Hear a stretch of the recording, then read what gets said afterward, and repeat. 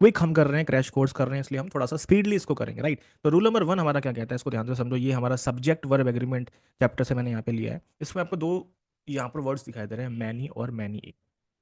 Many आपने अक्सर देखा होगा, हम अक्सर मैनी इस्तेमाल कर भी लेते हैं। मैनी के बाद में आपको हमेशा ध्यान रखना है कि मैनी के बाद में आपको नाउन और वर्ब, इस एन का मतलब है नाउन और वी का मतलब है वर्ब, कि मैनी के बाद में आपको जो नाउन इस्तेमाल करनी है वो प्लूरल इस्तेमाल करनी है, पी मतलब प्लूरल है, और वर्ब भी प्लूरल इस्तेमाल करनी है। मतलब मैनी के बाद में नाउन भी और वर्ब भी दोनों क्या आएंगी, प्लूरल आएगी। लेकिन मैनी ए के लिखे होने पर, अगर सेंटेंस में मैनी ए लिखा है तो फिर दोनों चीजें सिंगुलर हो जाएंगी। अब नाउन और वर्ब आपको पहचानना आना चाहिए। जैसे यहाँ पे एग्जांपल बताता हूँ आपको।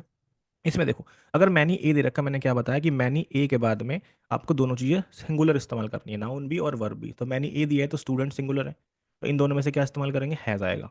फिर आगे चलकर अगर आपको यहाँ पे एडजेक्टिव दे रखा है तो वो भी ध्यान रखो कि वो भी सिंगुलर इस्तेमाल किया जाएगा मैनी के बाद में। बात समझ में आ रही है।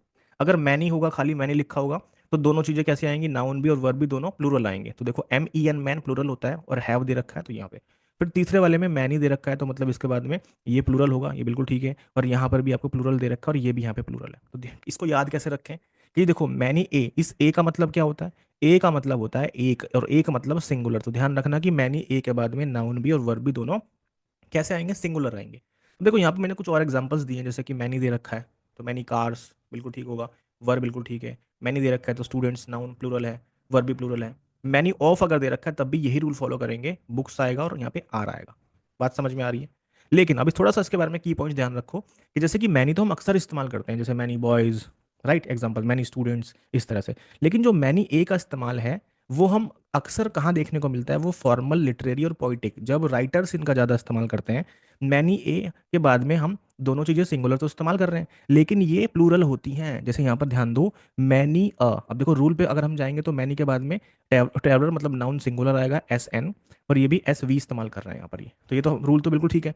यहाँ पे मैनी ए दे रखा है, इसका मतलब ये ड्रीम सिंगुलर है, हैज़ भी यहाँ पे सिंगुलर दे रखा है, तो रूल तो हमारा बिल्कुल ठीक है। लेकिन इसको सेंस इसका पकड़ो आप, कि मैनी अ ड्रीम मतलब एक से ज़्यादा ड्रीम्स की बात हो रही है, जो शटर कर जाते हैं रियलिटी में। शटर मतलब कि वो टूट जाते हैं रियलिटी में। इतना हमने समझना था। कोई मैनी हम अक्सर इस्तेमाल करते हैं एवरीडे लाइफ में, लेकिन मैनी का जो इस्तेमाल है वो फॉर्मल करते हैं, लिटरेरी फॉर्म में, पोइटिक टोन में इसका ज़्यादा इस्तेमाल किया जाता है, राइट। चलो आगे बढ़ते हैं, रूल नंबर सेकंड की ओर आगे बढ़ते हैं।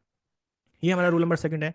रूल नंबर सेकंड और थर्ड लगभग एक जैसा है, तो उसको ध्यान से समझना कि जब दो समझ जाओगे तो तीसरा भी अपने आप आ जाएगा। अब इसमें यहाँ पर देखो, नो सूनर के बाद में देन का इस्तेमाल करते हैं, ठीक है। ये तो हुई एक बात, नो सूनर के साथ में देन का इस्तेमाल करते हैं। अब ये चीज़ समझो, नो सूनर होता क्या है।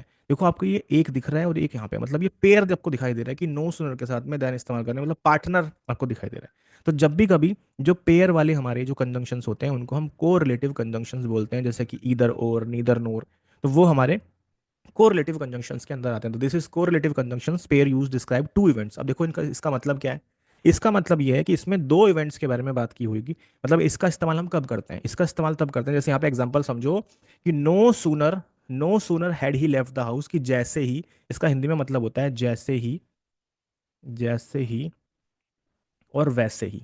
कैसे, जैसे ही वैसे ही क्या है, no sooner had he left, जैसे ही उसने घर छोड़ा, घर से निकला वह, इट स्टार्टेड रेनिंग, वैसे ही बारिश होगी। तो उसमें दो इवेंट की बात हो रही है और एक के बाद एक की बात हो रही है, तो उस केस में हम नो सूनर का इस्तेमाल करते हैं। जैसे इसमें सेकंड वाले में समझो, no sooner did the snow stop, कि जैसे ही बर्फ रुकी और बच्चे बाहर निकल गए। देन तो दो, इसमें दो सेंटेंसेस की बात हो रही है, दो इवेंट्स की बात है, वो एक के बाद एक की बात हो रही है। अब ये तो हुआ ठीक है कि भाई ये हम कब इस्तेमाल करते हैं, ये कंजंक्शन होता है, कोरिलेटिव कंजंक्शन होता है जो पेयर में चलते हैं। लेकिन एग्जाम में कैसे क्वेश्चन पूछे जाएंगे, एग्जाम में क्वेश्चन ऐसा आएगा, देखो आपको जब भी क्वेश्चन नहीं आ जाए तो इसमें आपका श्योरिटी है कि आपको बिल्कुल सही नंबर मिलने वाला है। कैसे, कि जब भी कभी आपको इसमें पार्टनर, देखो सबसे पहले तीन बातों का ध्यान रखना है। सबसे पहले नो सुनर आएगा तो पार्टनर चेक करो उसमें देन है कि नहीं है, देन इस्तेमाल करना है आपको। जैसे नो सुनर दिया है तो देन आपको चेक करना है, पहली चीज़ ये। गलती क्या आ सकती है, गलती ये आ सकती है कि उसमें वो टी एच ई एन दे सकता है, जो हमारा एडवर्ब होता है। तो ये भी ध्यान रखना है कि उसमें ई दिया है या ए दिया है, या फिर वो यहाँ पे वैन दे सकता है, तो वो ध्यान रखना है, वैन भी गलत है और देन भी गलत। तो ये आपने समझ लिया कि भाई देन यहाँ पे चेक करना है। दूसरा आपको चेक करना है इन्वर्जन। इन्वर्जन, अब ये इन्वर्जन क्या है, इन्वर्जन एक फॉर्म होती है। इन्वर्जन में होता क्या है कि सबसे पहले वर्ब इस्तेमाल करते हैं, सबसे पहले वर्ब इस्तेमाल करेंगे, उसके बाद में सब्जेक्ट आएगा। सो इन्वर्जन क्या है, द ऑक्सिलरी वर्ब अपीयर्स, मतलब कि जो वर्ब है वो पहले आती है किससे, सब्जेक्ट से। जैसे इसमें भी देखो, यहाँ पर ये वर्ब है, हेल्पिंग वर्ब, और ये ही सब्जेक्ट है, तो इसी को हम क्या बोलते हैं, इन्वर्जन बोल रहे हैं। तो गलती क्या होगी, अगर एग्जाम में इस तरह से लिखा हो कि नो सूनर ही हैड, ही पहले लिखा हो हैड बाद में, तो क्वेश्चन गलत हो जाएगा। तो पहली चीज़ देन। दूसरा इन्वर्जन चेक कर लिया, देखो नीचे वाले में भी इन्वर्जन होगा, इसमें वर्ब दे रखी है और यहाँ पर ये सब्जेक्ट दे रखा है, तो वी यू एस। तो इन्वर्जन भी देख लेना, अगर ऐसे लिखा हो कि नो सुनर द स्नो डिड स्टॉप, तो ये भी यहाँ पे गलत होगा। तो दो चीज़ें हमने समझी, पार्टनर देखना है, उसके बाद इन्वर्जन चेक करना है, वी प्लस एस दिया है नहीं दिया। तीसरी बात आपको ध्यान रखनी है, अगर हैड दे रखा है तो वी थ्री का इस्तेमाल करना है। जैसे यहाँ पे समझो आपको हैड दे रखा है तो लेफ्ट थर्ड फॉर्म है, यहाँ पे आपको लीव दे सकता था वो, ठीक है, वो भी आपको ध्यान रखना है। अगर डिड दिया होगा तो फर्स्ट फॉर्म इस्तेमाल करनी है। कहाँ पे, थोड़ा सा आगे चल के आपको एकदम से यहाँ पे वर्ब दिया होगा स्टॉप, यहाँ पे स्टॉप भी कर सकता था वो कि no sooner did the snow stopped falling. तो आपको ध्यान रखना है इन बातों का, तीन बातों, कौन सी, पहली चीज देन, इन्वर्जन और हेड के साथ वी थ्री और डिड के साथ वी फर्स्ट। थोड़ा सा और आगे चलते हैं, अगला जो रूल है हमारा वो भी बिल्कुल एक जैसा है, हमारा रूल नंबर थर्ड। इसमें भी बिल्कुल यही तीनों बातों का आपको ध्यान रखना है, लेकिन इसमें सिर्फ इतनी चीज ध्यान रखनी है कि इस बार हार्डली, बेरली, स्कार्सली है। कैसे, इनका मतलब क्या होता है, इनका मतलब होता है मुश्किल से, वहां पर क्या था जैसे ही, यहाँ पर हार्डली, बेरली, स्कार्सली, ये भी एक तरह का क्या होता है, कंजंक्शन होता है। कौन सा कंजंक्शन है हमारा ये, आप मुझे बता सकते हो, कोरिलेटिव कंजंक्शन, क्योंकि ये पेयर में चल रहे हैं। यहाँ पे भी दो इवेंट की बात हो रही है, एग्जाम्पल से समझेंगे इसको। Scarcely had they arrived at the beach, कि मुश्किल से वे बीच पर पहुंचे थे, when they saw a storm approaching, कि वो मुश्किल से ही बीच पर पहुंचे थे, उन्होंने देखा कि भाई तूफान आ रहा है। तो भाई दो इवेंट की बात हो रही है ना, तो मुश्किल से इसका मतलब है मुश्किल से, स्कार्सली। अब जब भी होगा तो क्या चीज़ ध्यान रखना, जैसे कि लाइक नो सुनर के बाद देन लगा रहे हैं, सेम चीज़ है इसमें भी। क्या चीज़ देखना है भाई, उसमें तो हम देन इस्तेमाल कर रहे थे, इसमें सिर्फ हमें वैन इस्तेमाल करना है, बाकी रूल सेम होगा। कैसे, यहाँ पर देखिए, आपको सबसे पहले जब स्कार्सली दिया है या फिर बेरली दिया है या फिर हार्डली दे रखा है, तो सबसे पहले तुरंत आप देखोगे पार्टनर क्या है। आप देखिए यहाँ पे वैन, ध्यान रखना है, उसमें देन इस्तेमाल कर रहे थे, तो आपको ध्यान रखना है अगर यहाँ पे देन दे रखा है तो गलती है, टी एच ई एन दे रखा है तो गलती है। इन बातों का भी आपको ध्यान रखना है, सबसे पहली चीज। दूसरा, इन्वर्जन ऑलरेडी बता चुका हूँ, इसके तुरंत बाद इन्वर्जन वी और एस दे रखा है, बिल्कुल ठीक है, इन्वर्जन है। अगर हैड दिया है तो क्या इस्तेमाल करना है, वी थ्री इस्तेमाल करना है, वर्ब की तीसरी फॉर्म। अगर इस तरह से लिखा हूँ यहाँ पे, अगर इस क्वेश्चन इस तरह से होता है एग्जाम में कि स्कार्सली हैड दे अराइव, बस इतना होता है यहाँ पे, तब भी सही लग रहा है हमें क्वेश्चन, लेकिन नहीं, हैड के साथ में थर्ड फॉर्म का इस्तेमाल हमें हमेशा करना है। तो बात समझ में आ रही है आपकी, आप इसका स्क्रीनशॉट ले लो। देखो ये तो एक कह सकता हूँ कि क्रैश कोर्स की तरह इसको लो। नोट्स आपको चाहिए तो कमेंट सेक्शन में पीडीएफ लिखो, आपको मैं पीडीएफ प्रोवाइड कर दूंगा, पूरा उसमें अच्छे से समझ लेना, ठीक है। चलो हम थोड़ा सा और कंपैरिजन करते हैं, कुछ और रूल्स एक बार देख लेते हैं, ध्यान से एक बार रिवाइज करते हैं। ये सब चीज़ें मैं ऑलरेडी आपको बता चुका हूँ कि भाई नो सुनर दिया है तो देन इस्तेमाल करेंगे, हार्डली आएगा तो वैन आएगा, स्कार्सली आएगा तो वैन आएगा, बेयरली आएगा तो वैन का इस्तेमाल करेंगे। यहाँ पर क्वेश्चन में एक बार समझ लेते हैं, भाई नो सुनर आया तो तुरंत देखो देन दे रखा है, पहली चीज़, इन्वर्जन भी है इसमें वी और एस, हेड के साथ थर्ड फॉर्म है, सेंटेंस बिल्कुल ठीक है। हार्डली दे रखा है तो वैन आएगा, इन्वर्जन चेक करो, ये वी है ये ऐसे इन्वर्जन है, हेड के साथ थर्ड फॉर्म है। यहाँ पे अगर एंटर लिखा होता तो क्वेश्चन गलत हो जाता। स्कार्सली दे रखा है तो ध्यान दो वैन दे रखा है, इन्वर्जन भी है, थर्ड फॉर्म भी है, क्वेश्चन सही है। बेयरली दिया है, इन्वर्जन है, वैन भी दे रखा है, थर्ड फॉर्म दे रखी है, तो वो भी आपको यहाँ पे ध्यान रखना है। चलो आगे बढ़ते हैं, तीन रूल हमने डिस्कस कर लिए हैं, अब हम आगे चलते हैं रूल नंबर फोर की तरफ। अभी जो ये रूल नंबर फोर है, इसमें हम दो वर्ड्स इसमें डिस्कस कर रहे हैं, वो हमारा है अनटिल और अनलेस। अनटिल और अनलेस ये हमारा सब ऑर्डिनेट कंजंक्शंस होता है, ये मैंने कंजंक्शन के रूल्स ही ले रखे हैं। जैसे इसमें वहां पर क्या था, वहां पर ये दो जो पेयर में चलते हैं उसको हम कोरिलेटिव कंजंक्शंस बोलते हैं, यहाँ पर ये सब ऑर्डिनेटिव कंजंक्शंस है। आई होप आपको कंजंक्शन के बारे में पता होगा, तीन तरह के कंजंक्शंस होते हैं, कोरिलेटिव, सबऑर्डिनेटिव और कोरिलेटिव, सबऑर्डिनेटिव और लाइक मुझे बताओ जरा तीसरा कौन सा है हमारा, कोऑर्डिनेटिंग कंजंक्शंस, कोऑर्डिनेटिंग, सबऑर्डिनेटिंग और कोरिलेटिव कंजंक्शंस। जो हमारे जैसे कि ये सबऑर्डिनेटिंग कंजंक्शंस हैं हमारे, कोरिलेटिव कौन से थे जो मैंने अभी आपको बताया, जो पेयर में चलते हैं, ठीक है। चलो एक हमारा फैन बॉयज होता है, फैन बॉयज, फैन बॉयज। तो आप मुझे बताओ अगर आपको उससे कुछ याद आ रहा है, राइट। चलो मैं इसको यहाँ पे समझा देता हूँ आपको। अनटिल और अनलेस, पहली चीज समझो, अनटिल और अनलेस के आने पे जो इसका जो सेंटेंस होगा वो नेगेटिव का भी नहीं बनेगा, वो भी मैं आपको सिखाऊंगा। लेकिन ध्यान दो, अनटिल अनलेस का इस्तेमाल हम कम करते हैं। अनटिल का इस्तेमाल किया जाएगा टाइम के लिए और अनलेस का इस्तेमाल किया जाएगा कंडीशन के लिए। Until is use to indicate the time और अनलेस का इस्तेमाल करते हैं कंडीशन बेस किया जाएगा। जैसे यहाँ पर समझो, एग्जाम्पल पे थोड़ा नजर डालो, एग्जाम में गलती क्या आएगी। जैसे यहाँ पे दे रखा है, दो आपको छोटे छोटे सेंटेंस दिखाई देंगे जिसको हम क्लोज बोलते हैं, जैसे कि एक क्लोज ये है, एक हमारा ये है। देखो ध्यान से समझो, I will wait until you arrive, मैं वेट करूंगा जब तक तुम नहीं आ जाते हो। तो देखो यहाँ पर टाइम की बात हो रही है कि भाई वेट करना है आपको, तो वही कोई पर्सन आ ही जाएगा, तो टाइम की बात हो रही है, तो अंटिल यहाँ पे बिल्कुल सही है। अभी मैं ये बता रहा हूँ कि अंटिल आप टाइम के लिए इस्तेमाल करोगे। अब यहाँ पे लिखा है अनलेस यू अपोलोजाइज, जब तक तुम माफ़ी नहीं मांगते हो, आई वॉन्ट फॉरगिव यू, मैं तुम्हें माफ़ नहीं करूंगा। तो इस केस में क्या दिख रहा है आपको, इसमें कंडीशन है, चाहे टाइम कितना भी निकल जाए, लेकिन अपोलोजाइज मतलब गलती मानना, वो एक कंडीशन बेस है, कंडीशन, राइट। तो ये तो चीज़ हमने समझ ली कि भाई अंटिल का इस्तेमाल टाइम के लिए और अनलेस का इस्तेमाल हम कब करते हैं, कंडीशन के लिए। अब क्वेश्चन जरा देख लेते हैं कि एग्जाम में गलती कहाँ आ सकती है। देखो ध्यान से समझो, अनलेस दे रखा है, अनलेस दे रखा है आपको इस वाले 4 क्वेश्चन में, इसमें से 2 सही हैं 2 गलत है। पहली चीज़ तो समझो, unless you want study hard you want pass the exam, तो ये भी कंडीशन है, जब तक तुम नहीं पढ़ोगे कैसे पास हो जाओगे, ठीक है, ये चीज़ तो ठीक है कि अनलेस बिल्कुल ठीक है। दूसरी चीज़ जो सबसे ज़रूरी बताने वाला हूँ कि अनलेस जब भी दिया होगा तो अनलेस के साथ वाला जो सेंटेंस होगा जो क्लोज दे रखा होगा वो कभी नेगेटिव नहीं बनेगा। ऐसी अनटिल के साथ में भी है। जैसे unless you want study hard, तो ये जो अनलेस के साथ वाला जो हमारा जो सेंटेंस होगा जो क्लोज होगा वो नेगेटिव कभी नहीं बन सकता, क्योंकि ये अपने आप में ही नेगेटिव होता है, नेगेटिव वर्ड्स होते हैं ये। तो कैसे बनेगा, अनलेस यू स्टडी हार्ड, ये बनेगा ऐसे, ये वाला ठीक है। You want pass the exam, तो ये यहाँ पे बिल्कुल ठीक है। ये सेकंड वाला नेगेटिव हो सकता है लेकिन ये वाला नहीं होगा। जैसे इसमें और समझो, यहाँ पर तीसरा में क्या दे रखा है, okay, unless you want apologise, जब तक तुम माफी नहीं मांगते हो, आई वॉन्ट फॉरगिव यू, मैं तुम्हें माफ नहीं करूंगा या फिर करूंगी। तो देखो अनलेस के साथ में जो इसके साथ वाला सेंटेंस लिखा है वो कभी भी नेगेटिव नहीं होगा, इसकी आपको ध्यान रखना है, क्योंकि ये अपने आप में ही नेगेटिव है। तो सही क्या बनेगा, अनलेस यू अपोलोजाइज, ये ऐसे बनेगा सही, तो ये ठीक है और ये वाला ठीक है। सेकंड वाला आ सकता है आई वॉन्ट फॉरगिव, लेकिन आपको ये पता होना चाहिए कि अंटिल के जो साथ वाला जो क्लोज है हमारा वो कौन सा है। तो ये 4 तो हमने समझ लिए। अब हम समझने वाले हैं 5, 6, 7 और 8, इसमें से भी 2 सही हैं 2 गलत हैं। इसको एक बार समझा देता हूँ आपको। इसमें हम बात कर रहे हैं अंटिल की, बात कर रहे हैं कि भाई अंटिल तो हमारा टाइम बेस होता है कि they want start the game, तो गेम की बात हो रही है, तो कहीं ना कहीं किसकी बात होगी, जैसे ट्रेन की, गेम की, तो वो हमारा किस पर बेस करता है, उस पर अंटिल लगा सकते हैं। देखो इसमें समझो, अब देखो इसमें दिया है they want start the game, तो क्या ये हमारा नेगेटिव बन सकता है, बिल्कुल बन सकता है। Until the rain will stop, जब तक बारिश नहीं रुकेगी तब तक गेम है जो स्टार्ट नहीं होगा, ठीक है। अब ऐसा तो नहीं है कि भाई जो रेन है वो चली रही है चली रही है चली रही है, टाइम बेस है ना, भी खत्म हो ही जाएगी। अंटिल दे रखा है, तो अंटिल के साथ वाला ये वाला जो हमारा क्लोज दे रखा है ये नेगेटिव नहीं हो सकता। ध्यान रखना कि पहले वाला ही नहीं होता हर बार, आपको ध्यान रखना कि अंटिल अनलेस के साथ वाला जो होगा, तो हमारा कौन सा सही है यहाँ पर। हाँ, दूसरी चीज़ और मैं समझाने वाला हूँ आपको, यहाँ पर ये पांचवा भी हमारा गलत है। पहली चीज़ तो ये कि भाई वो नेगेटिव ना हो, वो नेगेटिव ना हो, पहली चीज़। दूसरा, उसमें कभी भी आपको अगर ये कोई विल दे रखा है, शैल दे रखा है, ये कभी भी इस्तेमाल नहीं होगा, ये कभी भी इस्तेमाल नहीं होगा। कैसे, विल शैल का इस्तेमाल करोगे ही नहीं, तो they want start the game until the train stops, ये ठीक होगा, इसको फ्यूचर में नहीं बनाओगे तो सेंटेंस हमारा ये ठीक है। बस एक तो नेगेटिव चेक करना है और विल शैल चेक करना है आपको, फ्यूचर में कभी नहीं होगा। तो I can't leave the office, में ऑफिस से नहीं जा सकता until my boss want come back. देखो यहाँ पर क्या है, वॉन्ट कम बैक, क्या ये ठीक होगा यहाँ पर, गलत। फिर क्या आएगा, माई बॉस कम्स। अब आपको सर ऊपर वाले में तो वॉन्ट लग रहा है, मैंने आपसे क्या कहा, अंटिल और अनलेस के जो साथ वाला होगा वो नेगेटिव नहीं हो सकता, कभी भी फ्यूचर नहीं हो सकता, फ्यूचर में नहीं होगा, तो वो ध्यान करना है आपको, ठीक है। आई होप समझ में आ रहा होगा ना, ठीक है। अनलेस की बात हो रही है 4 सेंटेंस में, तो आपको ध्यान रखना है कि अनलेस के साथ वाला इसकी बात हो रही है, ये नेगेटिव नहीं हो सकता, ना ही फ्यूचर में होगा। इसी तरह से अंटिल की बात मैं कर रहा हूँ। कुछ भी प्रॉब्लम आती है तो आप मुझे कमेंट सेक्शन में बता सकते हो, अगले रूल में जब मैं समझाऊंगा तो इसको फिर से समझा सकता हूँ आपको, ठीक है। चलो आगे बढ़ते हैं, और आई होप आपको समझ में आ रहा होगा। रूल नंबर 5 आज का हमारा आखिरी रूल है, इसमें ज़्यादा सिर्फ आपको चीज़ें समझनी है।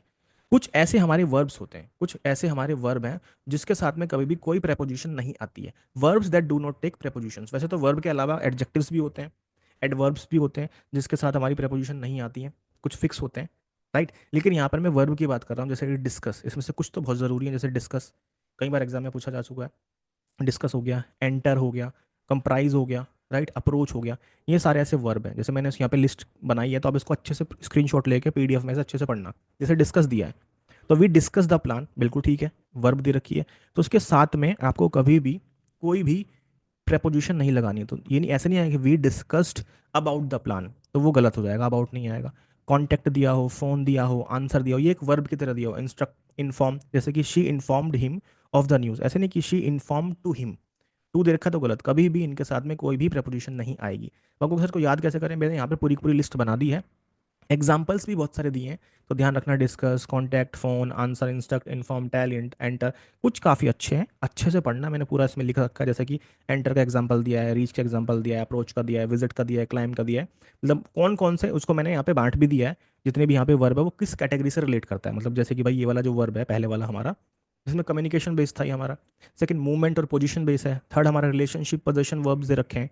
फोर्थ, हमारा एक्शन और जनरल वर्ब्स दे रखे हैं हमें डिक्लेयर तक। तो आप इसको अच्छे से पढ़ना, आई होप आपको समझ में आया होगा। फुल कवर करते हैं, मैं थोड़ा फास्ट इसमें बता रहा हूँ क्योंकि क्रैश कोर्स है और मैंने एक टाइम लिमिट रखी ताकि आपको मैं उस टाइम लिमिट में ये सारे रूल्स कवर कर पाऊँ, राइट। तो रूल नंबर 6 है, 5 रूल मैंने पिछली वीडियो में कवर करे थे, आप जाके उनको देख सकते हो।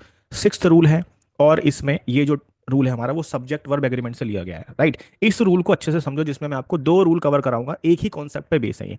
देखो इसमें ध्यान से समझो इसको, इसमें हम क्या समझने वाले हैं। यहाँ पर आप एक चीज देखो कि सेंटेंस के अंदर आपको अगर ये वाले वर्ड्स मिलते हैं, जैसे one of, each of, either of, neither of, none of, either of, neither of, ये सारे वर्ड्स मिलते हैं सेंटेंस की शुरुआत में मिले, या तो आपको मिलते हैं वो स्टार्टिंग में, या आपको मिलेंगे वो मिडल में।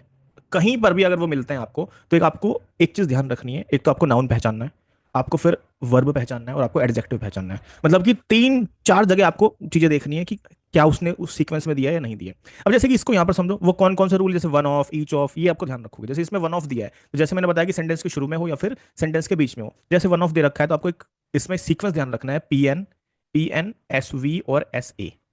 पी का मतलब प्लूरल है, एन का मतलब नाउन है, वी का मतलब वर्ब है, ए का मतलब एडजेक्टिव है। इसको कैसे करना है हमें, देखो ध्यान से समझो। इसमें जैसे इसमें वन ऑफ दे रखा है, तो आप ध्यान रखो उसके बाद में जो नाउन आएगी वो प्लूरल आएगी। तो वन ऑफ दी बॉयज, तो देखो बॉयज दे रखा, बिल्कुल ठीक है। उसके बाद में देखो वर्ब कैसी आएगी, सिंगुलर आएगी, तो हैज, बिल्कुल ठीक है। उसके बाद में यहाँ पे ये एडजेक्टिव दे रखा है, अब देखो ये भी सिंगुलर है।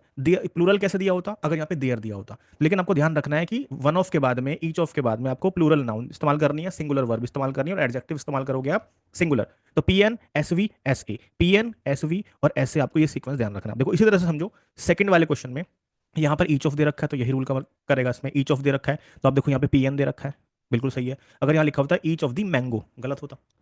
उसके बाद ध्यान दो, उसके बाद में अगर यहाँ पर जैसे कि मैंगोज दे रखा है आपको, अगर यहाँ पे आर लिखा हो तो सेंटेंस गलत होता, क्योंकि हमें तो सीक्वेंस ध्यान करना है, पी एन और एस वी। तो पी एन तो दे रखा है, सिंगुलर नाउन, अब एडजेक्टिव इसमें नहीं दे रखा, कोई बात नहीं, लेकिन इसमें इज ठीक है। अब आप कहोगे सर इसमें लॉजिक बता दो, अब यहाँ पे तो मैंगोज लिखा है, लेकिन हम इसमें सिंगुलर वर्ब क्यों इस्तेमाल कर रहे हैं। देखो इसमें ये कहना चाह रहा है कि पहले वाले में कि वन ऑफ दी बॉयज, मतलब कि जो बहुत सारे बॉयज हैं उसमें से एक ने अपना काम पूरा किया है। लॉजिक इसमें ये है, जैसे इसमें समझो ईच ऑफ दी मैंगोज, मतलब बहुत सारे मैंगोज है जिसमें से प्रत्येक कह सकते हैं कि वो पका हुआ है।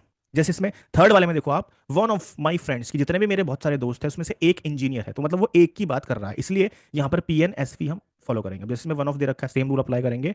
वन ऑफ माई फ्रेंड्स, तो प्लूरल दे रखा है, अब आप सोच के बताओ, जब मैंने आपको बताया पी एन एस वी, तो क्या आएगा इसमें, इज का इस्तेमाल करेंगे। एडजेक्टिव नहीं दे रखा है, तो ये यहाँ पे बिल्कुल ठीक है। तो ये आपको समझ में आया होगा। इसी के साथ में हम रूल नंबर सेकंड भी समझने वाले हैं, ध्यान से समझो उसमें।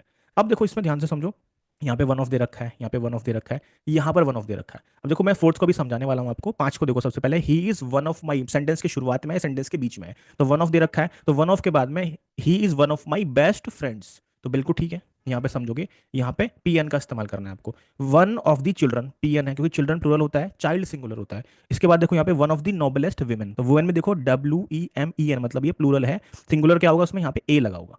तो पी एन तो आपको समझ में आया, लेकिन इसमें एक चीज और समझो कि आपको यहाँ पे बीच में सेंटेंस में हु दिखाई दे रहा है, हु दिखाई दे रहा है, यहाँ पे भी हु दिखाई दे रहा है, ये भी हु है, यहाँ पर आपको दैट दिखाई दे रहा है। ये होता है रिलेटिव प्रोनाउन, ये है आपको रिलेटिव प्रोनाउन आपको दे रखा है। इसका भी एक छोटा सा रूल होता है, अभी आपको ये वाला रूल तो समझ में आया होगा ना, कि भाई अगर वन ऑफ हो गया, ईच ऑफ होगा, ईदर ऑफ हो गया, नीदर ऑफ हो गया, तो आपको किसका इस्तेमाल करना है, आपको पी एन और एस वी इस्तेमाल करना है। लेकिन एक और रूल इसमें मैं अप्लाई कर रहा हूँ आपको, ये रूल नंबर 7 भी इसी में बता रहा हूँ।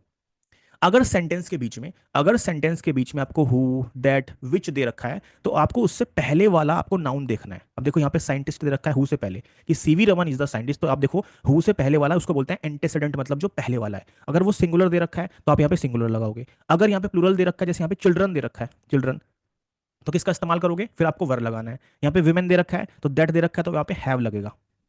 यहाँ पे फ्रेंड्स दे रखा है तो यहाँ पे आर लगेगा। एक रूल तो इसमें ये हो गया, वन ऑफ का रूल समझ में आया।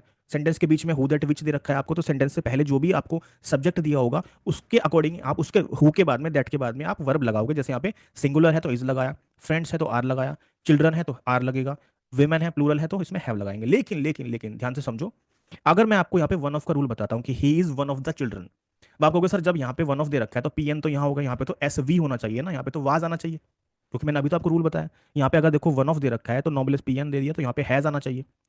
यहाँ पे देखो वन ऑफ दे रखा है तो पी एन होगा, यहाँ पे एस वी आना चाहिए। तो इसमें कंफ्यूज नहीं होना, जब आपको वन ऑफ का रूल दिया तब तो आप पी एन एस वी लगाओगे, लेकिन जब सेंटेंस के बीच में हु दैट विच आता है तो आप हु दैट विच के रूल को प्रेफरेंस दोगे। इससे पहले वाला जो आपका, जैसे कि हु से पहले जो भी आपको प्लूरल तो इस्तेमाल करना ही है क्योंकि वन ऑफ की वजह से है, लेकिन अगर हु दैट विच दे रखा है तो इससे पहले वाला जो भी सब्जेक्ट होगा उसके अकॉर्डिंग आपको वर्ब लगाने में, फिर से बोल रहा हूँ, हु दैट विच वाले सेंटेंस को आप, रूल को आप इसमें प्रेफरेंस दोगे। चलो आगे बढ़ते हैं। अब आगे रूल नंबर 7 है, वो मैंने आपको ऑलरेडी बता दिया है, मैं वही आपको समझाने की कोशिश कर रहा हूँ। यही था कि जब सेंटेंस के बीच में when who that which is use as a relative pronoun, आपसे कोई पूछे कि भाई ये हु दैट विच है क्या, आप कहोगे सही है रिलेटिव प्रोनाउन है। अगर आपसे पूछ लेता है पार्ट्स ऑफ स्पीच में कि यहाँ पे क्या है, तो आप बोलोगे रिलेटिव प्रोनाउन। सिंपल वही है कि सरिता इज द साइंटिस्ट हु, अब सेंटेंस में वन ऑफ तो नहीं दे रखा, हु दे रखा है, तो हु से पहले वाला जो भी सब्जेक्ट होगा, आप देखो साइंटिस्ट सिंगुलर है प्लूरल है, आपको सर सिंगुलर है तो इज लगा दो, सही हो जाएगा। शी इज द स्टूडेंट, तो हु दे रखा है, उससे पहले देखो क्या है, सिंगुलर है तो इज लगा दोगे, बिल्कुल ठीक है। थर्ड वाले में क्या है, they are the players, they are the players who, अब हु से पहले प्लेयर्स दे रखा है, प्लूरल है तो उसमें आर लगेगा, सेंटेंस में इज दिया होता तो सेंटेंस गलत होता।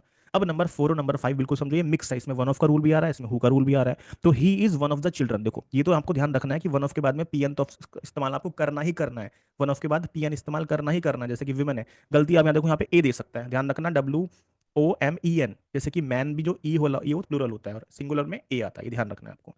तो वन ऑफ के बाद पीएन तो इस्तेमाल करना ही करना है, लेकिन जब सेंटेंस के बीच में आपको वन ऑफ का रूल भी दे देगा और हु का रूल भी दे दिया, हु का रूल इसलिए बोल रहा हूँ कि हु आ जाए, दैट आ जाए, विद आ जाए, रिलेटिव प्रोनाउन, तो उससे पहले आपको प्लूरल दे रखा, उसी के अकॉर्डिंग ही आपको यहाँ पे वर्ब लगाना है, इस रूल को प्रेफरेंस दोगी, आपको ध्यान रखना है। चलो 2 रूल मैंने आपको बता दिया, कुछ भी दिक्कत आती है तो मुझे कमेंट सेक्शन में बता सकते हो, अगर आपको पूरा रूल समझना है, ये डाउट आता है तो प्लेलिस्ट में जाओगे, मैंने पूरा चैप्टर समझा रखा है, सब्जेक्ट वर्ब एग्रीमेंट, बिल्कुल ध्यान से समझना, क्योंकि इसमें देखो यहाँ पे टाइम लिमिट है, मतलब जल्दी से मुझे समझाना है, तो मैं उस हिसाब से आपको ये समझा रहा हूँ। अब ध्यान से समझो, यहाँ पे ये हमारा रूल नंबर 2 हमने करा दिया, 6 7, और ये हमारा 8 नंबर का रूल है, देखो इसमें ध्यान से समझो। इसमें एक सिंपल सा एक अच्छा सा रूल है, वन। अब वन हमारा क्या होता है, वन वन का मतलब एक भी होता है, और वन हमारा प्रोनाउन भी होता है, इसको प्रोनाउन की तभी इस्तेमाल करते हैं, देखो कैसे, कि एक ये अगर आपसे पूछे कोई कि वन, क्या हम वन को कैसे कैसे इस्तेमाल कर सकते हैं, आप कहोगे सर जो वन होता है उसको हम इंडेफिनेट प्रोनाउन भी बोलते हैं, जैसे एक सेंटेंस समझो, one should always be polite, तो वन में आप क्या कह रहे हो, आप किसी लड़की की बात करो, लड़के की बात करो, किसकी बात करो पता नहीं है, मतलब कि one refer to a general और अनस्पेसिफाइड पर्सन, की हमें पता नहीं, हम प्रत्येक की बात कर रहे हैं कि one should always be polite, सबको पोलाइट होना चाहिए, तो जनरल वे में इंडेफिनेट प्रोनाउन ये हमारा होता है। दूसरा डेटरमाइनर की तरह, डेटरमाइनर क्या होते हैं, जो नाउन से पहले इस्तेमाल होते हैं, अब मैं इसमें कहता हूँ आई हैव वन एप्पल, तो यहाँ पर ये नाउन है, और नाउन से पहले जैसे हम ए एन द भी लगा देते हैं ना, तो वो भी डेटरमाइनर होता है, तो ये हमने एक ही जगह लगा दिया वन, तो इसका मतलब ये डेटरमाइनर की तरह भी इस्तेमाल होता है वन का, यहाँ पर मैं आपको रूल बता रहा हूँ, ठीक है।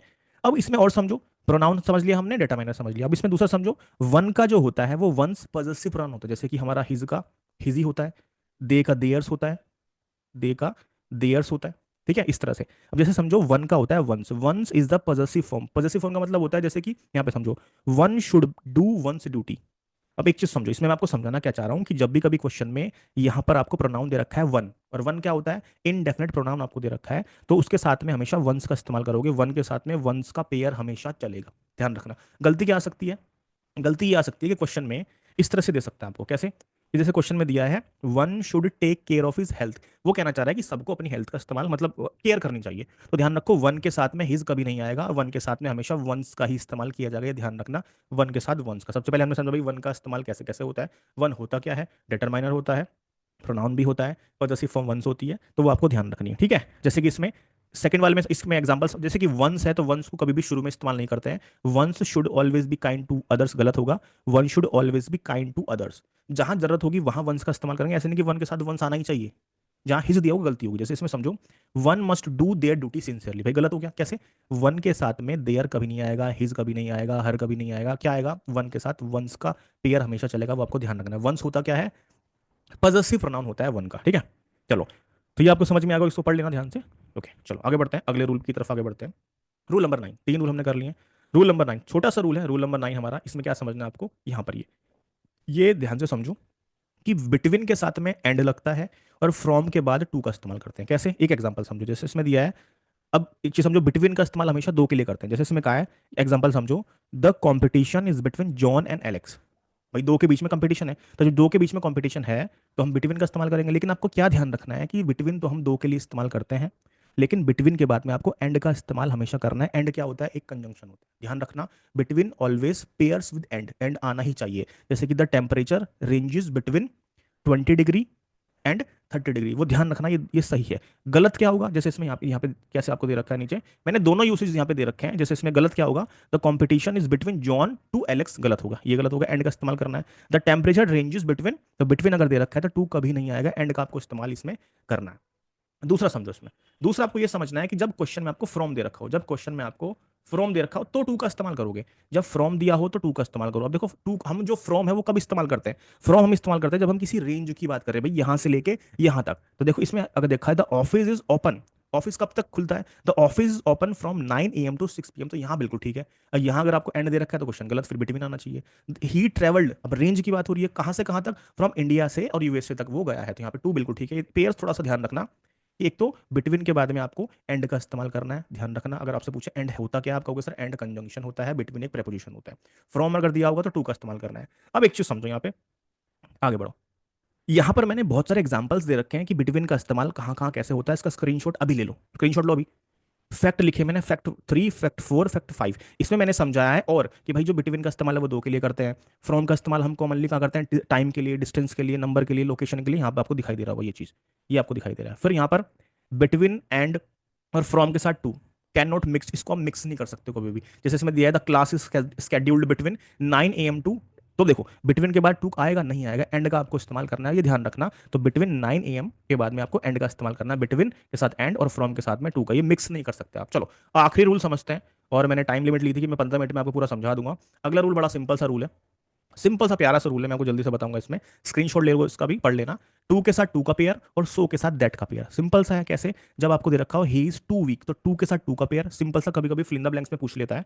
छोटा सा रूल है, जरूरी नहीं कि हर किसी रूल में आपको इतना दिमाग लगाना पड़े। स्टार्टिंग के मैं रूल ले रहा हूँ थोड़े से लंबे से, और बाद के मैं ले रहा हूँ कि मैं जल्दी समझा सकूँ आपको। तो ठीक है, टू के साथ टू का पेयर और सो के साथ दैट का पेयर। तो यहाँ पे समझो कि सो के साथ में आपको दैट लगाना है। स्क्रीनशॉट ले लो, उसको अच्छे से पढ़ लेना है। इसको मैंने यहाँ पे आपको बता दिया कि भाई टू के साथ टू का पेयर चलता है सिंपल, और सो के साथ में दैट का पेयर चलता है। जैसे कि ये हमारा होता है एक्सप्रेसिव एक्सेसिवनेस के लिए करते हैं, टू बहुत ज्यादा, टू बहुत ज्यादा। लेकिन सो और दैट क्या होता है, कॉज एंड इफेक्ट की वो बात करता है, कॉज एंड इफेक्ट का वो रिलेशनशिप होता है। चलो टाइम लिमिट है हमारी, जैसे कि 11 नंबर का रूल हम कवर करने वाले हैं आज इसमें। तो ये जो रूल है, स्टार्टिंग के जो 3 रूल है, वो मैं ग्रामर, राइट, ग्रामर में पार्ट्स ऑफ स्पीच के नाउन चैप्टर से मैंने ये 3 रूल लिए हैं। उसके बाद में मैं आपको कुछ आर्टिकल के भी रूल समझाने वाला हूँ। देखो इसमें समझो यहाँ पर ये कैसे काम करेगा। मैंने आपको बताया जब भी आप कोई वोकैबलरी पढ़ते हो तब भी आपको नाउन, प्रोनाउन, एडजेक्टिव इनको पहचानना आना चाहिए। अब देखो ध्यान से समझो, यहाँ पे एक पैटर्न चल रहा है। यहाँ पे एक पैटर्न है, जैसे कि आप एग्जांपल में यहाँ पे समझो, जैसे कि door to door, row upon row, inches inch by inch, bit by bit. ठीक है, अब आप इसमें क्या नोटिस कर रहे हो कि डे आफ्टर डे, आपने अक्सर करके कभी ना कभी ये जो ये सीक्वेंस है वो सुना होगा, स्टेप बाय स्टेप चलो, day by day, right, day after day, page after page, door to door. ये आपने अक्सर सुना होगा कि एक दरवाजे से दूसरे दरवाजे पर, मतलब हमने अक्सर ये शब्द खुद भी बोला है, सुना भी है। इसमें क्या पैटर्न काम करता है कि जब भी कभी आपको बीच में कोई प्रेपोजिशन दी हो, जैसे कि यहाँ पर टू दे रखा है और साइड में आपको दो नाम दे रखे हैं, वो भी आपको सेम दे रखे हो, अगर ये पैटर्न आपको मिलता है, नाउन्स आर सेम, अगर दो नाउन्स आपस में, मतलब जो आसपास लेफ्ट और राइट में, वो दोनों के दोनों सेम है, तो वो सिंगुलर इस्तेमाल होते हैं हमेशा। जैसे कि door to door, row upon row, तो ये दोनों के दोनों नाउन एक जैसे हैं, लेफ्ट राइट, और बीच में आपको कोई प्रपोजिशन दे रखी है, ये कोई फ्रेज दे रखा है आपको, नहीं, तब आपको ये सिंगुलर इस्तेमाल करना है। जैसे कि क्वेश्चन आपको दे रखा है रिडक्शन का कि my brother has read pages after pages of the Gita. अब देखो यहां पर समझो, ये पैटर्न यहां पे फॉलो हो गया, लेकिन गलत क्या है, पेजेस नहीं होगा, ये लिखा होगा माई brother has red page after page. तो यही गलती आपको पहचाननी है। अगर आपको खाली एक मैच दे दे, मतलब आपको देना है कि दोनों के दोनों सिंगुलर इस्तेमाल होंगे, अगर ये पैटर्न आपको काम कर रहा है। जैसे यहाँ पे समझो, अगर ये इस तरह से लिखा हो टाउन्स आफ्टर टाउन्स, तो क्वेश्चन हो जाएगा गलत। तो कैसे लिखोगे, town after town, town, ship after ship. तो ये मैंने बहुत सारे एग्जांपल दिए हैं, जो इस तरह से आप इसको कर सकते हो। अगला रूल डिस्कस करते हैं। अगला रूल है हमारा रूल नंबर 12। अब इसमें देखो ध्यान से समझो, इसमें क्या है, नाउन्स। अब देखो कुछ ऐसे नाम होते हैं, जैसे कि अगर मैं आपसे कहूँ सिंगुलर से प्लूरल आप किसका बनाते हो, जैसे मैं आपसे कहूँ जैसे कि बॉय है, तो आप कहोगे सर बॉय तो है, नाम नाम है, तो आप बॉय का बॉयज कर सकते हो, राइट। क्लास है तो क्लास का क्लासेस कर सकते हो, मतलब कि सिंगुलर से प्लूरल। अब ध्यान दो, हम किसी भी शब्द का, मतलब जो भी शब्द को हम सिंगुलर से प्लूरल बनाते हैं तो वो नाउन का ही बनाते हैं। लेकिन ध्यान से समझो, ये आपको जितने भी वर्ड्स दिखाई दे रहे हैं, ये सब के सब अपने आप में नाउन है। और एक चीज समझो, ये है अनकाउंटेबल नाउन। अनकाउंटेबल नाउन वो होते हैं जिनको हम गिन नहीं सकते, और जिसको हम गिन नहीं सकते उसको सिंगुलर से प्लूरल नहीं बना सकते। अब देखो, हमें अक्सर करके हमें लगता है कि नहीं, हम तो उसको गिन सकते हैं। जैसे ध्यान से समझो, यहाँ पे पेपर लिखा है, ओके सर पेपर का तो पेपर्स होता है, नहीं, पेपर्स कभी नहीं लिखोगे। अब जैसे कि ये मैं कुछ इसमें से नाम आपको बता रहा हूँ, जैसे कि फिल्थ, फिल्थ का मतलब गंदगी होता है, मनी होता है, कटलरी होता है, डैमेज होता है, गार्बेज होता है, हेयर होता है, एडवाइस होता है, information, food, luggage, baggage, stationery, machinery. इसमें अब मैं आपको काम भी दूंगा, क्योंकि इसमें बहुत सारे शब्द हैं, मैं सबका अगर मतलब बताने बैठ जाऊंगा तो फिर बहुत लंबी वीडियो हो जाएगी। तो मैं आप इसका स्क्रीनशॉट लो, जो भी वर्ड कब लगता है कि ये वाला वर्ड मुझे नहीं पता है, तो इसका मीनिंग आप इसमें देखो। लेकिन आपको मैं इसमें क्या समझा रहा हूँ कि ये सारे के सारे वर्ड, जैसे कि सीनरी हो गया, पोस्टेज हो गया, नॉलेज हो गया, राइट, ब्रेड हो गया, वर्क हो गया, ये अनकाउंटेबल नाउन्स होते हैं। तो इसको तो याद करना पड़ेगा आपको, क्योंकि सर इसको याद करके फायदा क्या है, इसको याद करके फायदा ये है कि जब ये अनकाउंटेबल है तो आप इसमें किसी भी वर्ड के लास्ट में कभी भी एस नहीं लगा सकते, मतलब इसको आप प्लूरल नहीं कर सकते हो। जैसे कि informations, advices, food, luggages, baggages, jewelleries, Y को हटा के आई एस नहीं कर सकते। तो पहली चीज तो आपको ध्यान रखनी है, कभी भी ये वाले जो वर्ड्स है वो कभी भी प्लूरल फॉर्म में इस्तेमाल नहीं होंगे, पहली चीज आपको ये ध्यान रखनी है। जैसे यहाँ पर समझो, Kashmir is famous famous for its colourful scenery, तो बिल्कुल ठीक है। अगर लिखा होता है सीनरीज तो गलत हो जाता है, क्योंकि ये अनकाउंटेबल है। ठीक है। अब सेकंड में देखो, नो पोर्टर बीइंग अवेलेबल, भाई कोई भी पोर्टर अवेलेबल नहीं था। ही कैरिड, वो अपना जितना भी सामान था, तो ऑल हिज लगेजेस, तो ध्यान दो लगेजेस नहीं होता, खाली लगेज होगा। तो जो भी हमारे अनकाउंटेबल, अब यही प्रॉब्लम आती है कि सर कितने अनकाउंटेबल नाउन होते हैं। तो सबसे पहले तो इनको ही ध्यान कर लो, गूगल पे लिखो लिस्ट ऑफ अनकाउंटेबल नाउन्स, तो जितने भी अनकाउंटेबल नाउन्स होते हैं उसको कभी भी हम प्लूरल नहीं बना सकते, जैसे कि एडवाइजेज, इन्फॉर्मेशन, पहली चीज तो ये ध्यान रखनी। दूसरा, इनसे पहले कभी भी कोई नंबर नहीं लगा सकते, जैसे कि मैं इसका एग्जांपल देता हूँ आपको, जैसे ब्रेड हो गया, ब्रेड। तो आप कहोगे सर ब्रेड्स कर सकते हैं, नहीं कर सकते, कहीं पे लिखा है ब्रेड्स तो बिल्कुल गलत है। अगर हम मैं इसके आगे लिखता हूँ फोर ब्रेड्स, मतलब आप इन शब्दों को प्लूरल नहीं बना सकते। दूसरा, इनसे पहले कोई नंबर नहीं लगा सकते आप, 2 3 4 जैसे लिखा हो। आप कहोगे सर मैंने 4 ब्रेड खाई हैं, तो आप लिखोगे 4 ब्रेड्स, तो गलत, ब्रेड्स तो लिखना गलत ही है। फिर कैसे करोगे आप इसको बनाने का तरीका, आप लिखोगे जैसे कि यहाँ पे इसको लिखा है आई नीड, आप इसमें पीस का इस्तेमाल कर सकते हो, लोव्स का इस्तेमाल कर सकते हो, जैसे कि I I need slices of breads. यहाँ पे आप लगा सकते हो ना कि I need 4 loaves of breads, 4 pieces of bread. लेकिन ब्रेड का कभी भी एस नहीं लगाओगे आप, इससे पहले डायरेक्टली नंबर कोई नहीं, अगर इस तरह से मिलता है तो क्वेश्चन वहाँ पे गलत हो जाएगा। जैसे कि पेपर है, आपके पास पेपर दो से ज्यादा है, एक दो, एक है, दो है, तीन है, चार, इस तरह से, तो आप लिखोगे आई हैव टू, या फिर यहाँ पे यहीं पे नंबर बदलो, I have 3 4 5 6 pieces of bread और शीट्स ऑफ ब्रेड। लेकिन इस वाले रूल में हमने समझा क्या, अगर देखो इसमें आपको कंफ्यूजन ये भी होगा कि सर हमें तो लगता है जैसे मनी है वो काउंटेबल होता है, तो आप इसको मनीज कर सकते हो, नहीं।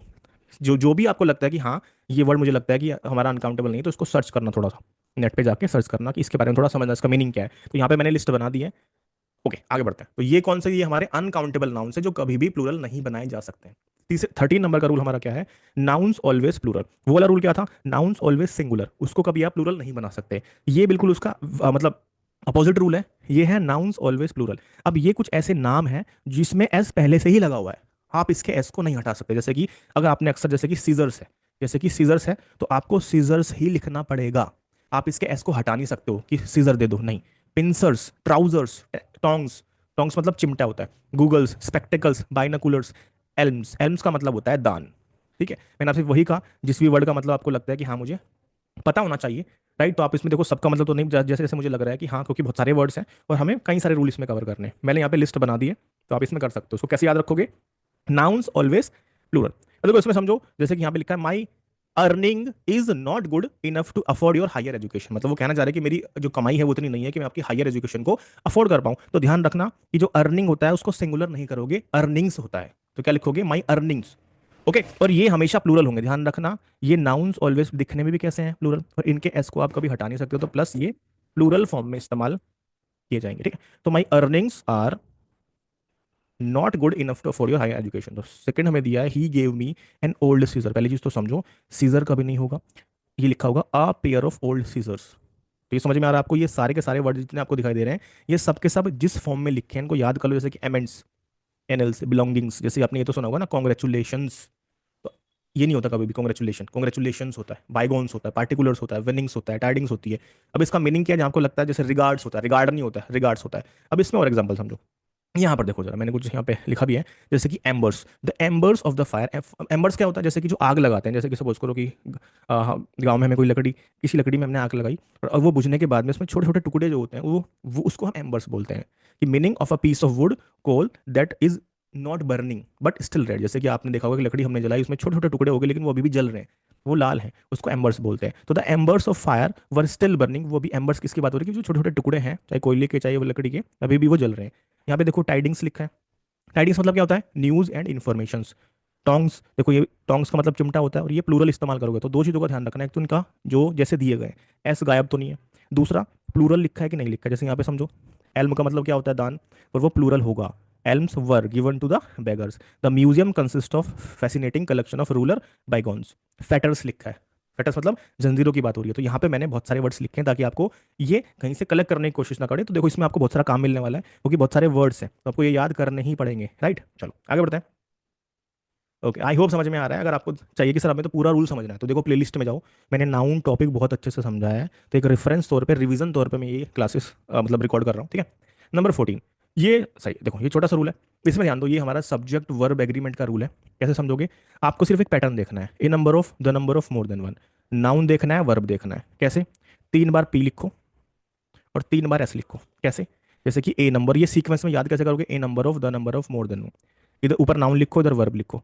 आप ऐसे लिख दोगे, 3 बार पी लिख दिया आपने और 3 बार आपने एस लिख दिया, इधर नाउन आ गया, इधर वर्ब लिख दिया, a number of, the number of, more than one. ये पैटर्न ध्यान रखना कैसे, कि जब भी कभी ए नंबर ऑफ होगा तो उसके बाद में नाउन कैसा आएगा, प्लूरल, यहाँ से देख के। तो कैसे लगेगा जल्दी बताओ, ए नंबर ऑफ गर्ल्स, बिल्कुल ठीक है। वर्ब कैसे आएगी, प्लूरल, तो आर आएगा। सेकंड वाले में द नंबर ऑफ लिखा है, तो द नंबर ऑफ के बाद में नाउन आएगी प्लूरल और वर्ब आएगा सिंगुलर, तो यहाँ पे इसमें इज आएगा। थर्ड वाला इंपॉर्टेंट है, मोर देन वन लिखा है तो नाउन भी और वर्ब भी दोनों सिंगुलर आएंगे, तो मोर देन वन पुलिसमैन सिंगुलर है, सिंगुलर, तो मतलब यहाँ पे वर नहीं होगा, यहाँ पे वाज आएगा कि the more than one policeman in the civil dress was seen spying the house. Simple सा रूल है, a number of the number of more than one का पैटर्न आपको पकड़ना है। 3 बार पी लिखो, 3 बार एस लिखो, आपका रूल होगा तैयार। पी मतलब प्लूरल, एस मतलब सिंगुलर, ये पैटर्न देखो, नाउन लगाओ और वर्ब को पहचानो। सिंपल सा रूल है। कौन सा चैप्टर है, सब्जेक्ट वर्ब एग्रीमेंट। अगला जो रूल है हमारा, रूल नंबर 15, उसमें मैं आपको इतना बताने वाला हूं कि कहां पर हम ए का इस्तेमाल करते हैं, कहां पर हम एन का इस्तेमाल करते हैं। मतलब आपने सुना होगा ना कि आर्टिकल हमारे 3 होते हैं, एक ए होता है, एक एन होता है, एक हमारा द होता है। ठीक है, 3 आर्टिकल होते हैं, लेकिन वो 2 प्रकार के होते हैं। देयर आर 2 टाइप्स, एक हमारा डेफिनेट होता है, द हमारा डेफिनेट आर्टिकल होता है, और ए और एन हमारा इनडेफिनेट आर्टिकल होता है। तो यहां पर समझेंगे इनडेफिनेट आर्टिकल्स में कहां पर ए लगाएं, कहां पर हम एन का इस्तेमाल करें। बड़ा ही सिंपल है। सबसे पहले मैं आपको यू का फंडा बताता हूं, जैसे आपको यूनिवर्सिटी और अम्ब्रेला, इसको देखो, एक ये कॉन्सेप्ट है, जब यू वाला आपको दे रखा हो, तब ये यू वाला आपको नाउन दे रखा हो, तो देखो एक होता है लॉन्ग साउंड, एक होता है शॉर्ट साउंड। अब देखो अम्ब्रेला और यूनिवर्सिटी में, देखो यूनिवर्सिटी लिखा है और अम्ब्रेला लिखा है, तो यूनिवर्सिटी में लॉन्ग साउंड आ रहा है और अम्ब्रेला में शॉर्ट साउंड आ रहा है। तो जब शॉर्ट साउंड होगा तब तो एन लगाओगे, और अगर लॉन्ग साउंड होगा तब आप ए का इस्तेमाल करोगे। सिंपल सा फंडा है। लॉन्ग साउंड जैसे यूनिवर्सिटी, ए लगाओ, शॉर्ट साउंड तो एन लगाना है। भाई ये तो हो गया काफी कंफ्यूजिंग वाला। मैं आपको सिर्फ एक तरीका बताता हूँ, जब भी कभी आपको ए एन लगाना है तो आप उसको हिंदी में लिख के देख लो कैसे। जैसे यहाँ पे मैं इसको एम में लिख रहा हूँ, एम ए, यहाँ पे यूनिवर्सिटी मैंने लिख दिया, यूनिवर्सिटी, यहाँ पे मैंने लिखा अम्ब्रेला, यहाँ पे मैंने लिख दिया एम एल ए, यहाँ पे मैंने लिखा एम बी बी एस, यहाँ लिखूंगा एप्पल, यहाँ लिखूंगा ओनेस्ट, यहाँ लिखूंगा कैट, ऐसे करके मैंने लिख दिया। यहाँ पे मैं लिखूंगा पेंसिल, यहाँ लिखूंगा आवर। तो सिंपल, जब भी कोई नाउन आपको देखा हो, सबसे पहले समझो ये सबके सब नाउन है, नाउन से पहले ही हम आर्टिकल का इस्तेमाल करते हैं, मतलब जो हमारा इनडेफिनेट होता है, ए और एन। ठीक है, कैसे, सबसे पहले मैंने इसको हिंदी में लिख के देखा। अब जो हिंदी वाले हमारे जो वो, जैसे एक तो इंग्लिश वाले हमारे जैसे ए ई आई ओ यू वाले मतलब कॉन्सोनेंट होते हैं हमारे, और वॉवल्स होते हैं, जो हमारे 5 होते हैं और 21 हमारे कॉन्सोनेंट होते हैं। लेकिन हिंदी में भी तो होते हैं ना स्वर और व्यंजन। तो हिंदी में जैसे आप समझो, हिंदी में अब देखो आप यहाँ पे साउंड पकड़ना, जैसे मैंने लिखा, अब लिखो यहाँ पे क्या देखा है, ए दे रखा है, तो ए क्या होता है हमारा, सो मतलब हमारा वोविल साउंड है तो एन लगेगा। यूनिवर्सिटी में से य बन गया, य से होता है यमराज, और यमराज हमारा क्या है, व्यंजन साउंड है, तो इसमें ए लगाओगे। ए का साउंड है, ए का साउंड है, ए का साउंड है, ए का साउंड है, सब में एन लग गया है। फिर यहाँ पे लिखा है ऑनेस्ट, ओ कैसा साउंड है, वोविल साउंड है, एन लग गया। कैट, क कैट कौन सा साउंड है, के का साउंड है, तो कैसे लगाओगे, फिर ए लग जाएगा। जैसे इसी तरह से यहाँ पे पेंसिल लिखा है, पी साउंड है, प, प हमारा स्वर नहीं होता, व्यंजन होता है, तो इसमें ए लगेगा। आर हो गया, तो इसमें अ का साउंड है, तो इसमें एन लग जाएगा। इसमें ये लिखा है, ये हाउस नहीं है, हाउस लिखा है, हाउस, तो समझो ह जो होता है हमारा, कौन सा साउंड दे रहा है हमें, हिंदी में क्या होता है हमारा व्यंजन हो, तो ए लगेगा। सिंपल सा रूल ये है। आप उस वर्ड को आप कैसे करके लिखो, उसको हिंदी में लिख लो। ठीक है, हिंदी में लिख के अगर स्वर है तो एन लगाओ, व्यंजन है तो ए लगाएंगे। देखो अगर दिक्कत आती है कोई बात नहीं, दिक्कत आती है कोई बात नहीं, मैं इस रूल को फिर से बता दूंगा, लेकिन कंफ्यूज मत होना कि सर समझ में नहीं आया।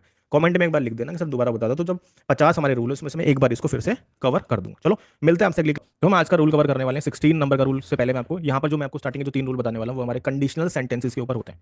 अब सबसे पहले ये समझते हैं कि जो कंडीशनल सेंटेंसेस हमारे होते हैं वो होते क्या हैं। उसमें एक तो आपको पहचान है, उसमें आपको इफ मिलेगा ज़्यादा से ज़्यादा, वैसे वैन भी मिलता है, वाइल भी मिलता है, लेकिन सबसे ज़्यादा आपको जब भी कभी देखोगे तो मैं आपको शॉर्ट ट्रिक बता रहा हूँ कि आपको उसमें इफ दिया होगा। अगर इफ दे रखा है आपको तो ध्यान रखना कि वो हमारा कंडीशनल सेंटेंस होगा। और जो कंडीशनल सेंटेंसेस हमारे होते हैं वो 3 तरह के होते हैं, वो 3 तरह के हमारे कंडीशनल सेंटेंसेस होते हैं। कैसे, ध्यान दो समझो उसमें कैसे। कंडीशनल सेंटेंसेस में क्या होगा, आपको 2 छोटे छोटे सेंटेंस दिए होंगे जिसको सेंटेंस ना कहकर क्लोज कहते हैं। क्या कहते हैं, क्लोज कहते हैं, मतलब छोटे छोटे 2 सेंटेंस को जोड़ने का काम वो इफ से जुड़ा होगा। अब ध्यान रखना, एक तो इफ क्लोज होता है, मतलब जिसमें इफ दिया होगा वो क्लोज, और एक हमारा मेन क्लोज होता है। जैसे कि इसको मैं आपको समझाने वाला हूं यहाँ पे, ध्यान से समझिए। 16 नंबर का रूल कवर करने वाले हैं, इसको ध्यान से समझो। सबसे पहले मैं आपको एक क्वेश्चन बताता हूँ। जैसे इसमें लिखा है, if you help me I will help you, अगर आप मेरी मदद करोगे तो मैं आपकी मदद करूंगा। ये इसमें क्या है कि अगर आप मेरी मदद करेंगे तो मैं आपकी मदद करूंगा, मतलब आप करते हैं मेरी मदद तो मैं आपको करूंगा। तो ये कंडीशन है ना, कि अगर मेरी इफ का मतलब क्या है, यदि, तो ये जिसमें भी इफ लग जाएगा, ध्यान रखना। ज़्यादा से ज़्यादा आपको अगर इफ दे रखा है, वैसे तो और भी बहुत सारे वर्ड्स हैं जो कंडीशनल सेंटेंस बनाते हैं, जैसे हमारा वाइल होता है हमारा, ठीक है, बीच में आएगा तो मैं आपको बता दूंगा वैन, जो वैन होता है वो भी कंडीशनल सेंटेंस देखिए। लेकिन मैं आपको इफ के ज़्यादातर इफ की पहचान होती है, मतलब इफ ज़्यादातर दिया जाता है। If you help me I will help you, तो ये एक कंडीशनल सेंटेंस है। इसमें लिखा है सेकंड में, if I win the lottery, अगर मैं लॉटरी जीतता हूँ तो मैं एक नई कार खरीदूंगा। तो भाई वो नई कार कब खरीदेगा, जब लॉटरी लगेगी, तो कंडीशन है ना। तो जब जो कंडीशनल सेंटेंसेस होते हैं उसको बनाने के कुछ रूल होते हैं। जैसे कैसे, यहाँ पे लिखा है, I will buy a new car if I win the lottery. तो हमेशा ध्यान रखो कि इफ शुरुआत में नहीं होता है, वो शुरुआत में भी आ सकता है, वो बीच में भी आ सकता है। तो ध्यान रखना आपको, जैसे मैंने कहा इफ क्लोज पहचाननी है और मेन क्लोज पहचाननी है। तो देखो, अगर मैं आपसे कहूँ कि भाई इसमें ये इफ क्लोज है और ये मेन क्लोज है, ये इफ क्लोज है, ये मेन क्लोज है, ये वाली इफ क्लोज है और ये मेन क्लोज है, तो वही फंडा हमारा है। पहला रूल हमारा क्या कहता है, फर्स्ट नंबर का टाइप। ये तीन रूल डिस्कस करेंगे, simple present, simple past, past perfect. Simple present की पहचान क्या होती है, सिंपल प्रेजेंट अगर दे रखा होगा, जैसे ये सिंपल प्रेजेंट में वर्ब की फर्स्ट फॉर्म लगती है और सिंपल पास्ट में सेकंड फॉर्म लगती है। भाई इतना तो पता होगा ना कि प्रेजेंट इंडेफिनिट जो होता है उसकी क्या पहचान होती है, पास्ट इंडेफिनिट की क्या पहचान होती है, वो सिंपल सा समझ। जैसे कि यहाँ पे समझो, फर्स्ट फॉर्म बिना हेल्पिंग वर्ब के केवल सिंपल प्रेजेंट में, मतलब प्रेजेंट इंडेफिनिट में ही लगती है। देखो उसमें समझो कैसे समझना है।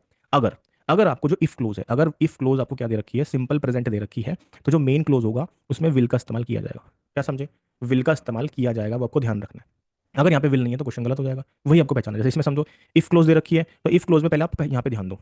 इफ क्लोज में आपको यहाँ पे कौन सा, आपको ये सेंटेंस दे रखा है, सिंपल प्रेजेंट दे रखा है, तो आप मेन क्लोज में विल का इस्तेमाल करोगे। इसका इस्तेमाल करोगे, विल का इस्तेमाल करना। देखो इसमें समझो, यहाँ पे ये हमारी इफ क्लोज है, ये सिंपल प्रेजेंट दे रखा है, तो आपको यहाँ पे गलती पहचाननी है। यहाँ पे जैसे अगर यहाँ पे वुड लिखा हो तो क्वेश्चन गलत हो जाएगा, यहाँ पे वुड लिखा हो क्वेश्चन गलत हो जाएगा, वुड लिखा हो क्वेश्चन गलत हो जाएगा। तो पहला रूल हमारा यही कहता है कि जब सिंपल प्रेजेंट होगा तो हम विल का इस्तेमाल करेंगे। अभी मैं आपको क्वेश्चन आपसे पूछूंगा, अभी आपसे कराऊंगा। तो सिंपल सा पहला रूल था हमारा 16 नंबर का। 17 समझते हैं। सिंपल पास्ट अगर दे रखा है तो वुड का इस्तेमाल करेंगे। पहले वाले में क्या था, सिंपल प्रेजेंट होगा तो विल इस्तेमाल करो, सिंपल पास्ट होगा तो वुड। सेकंड रूल है हमारा, मतलब कि इसका, मतलब कि हमारे वीडियो का तो ये हमारा कह सकते हैं 17 नंबर का रूल है, लेकिन इसका ही सेकंड है ये हमारा।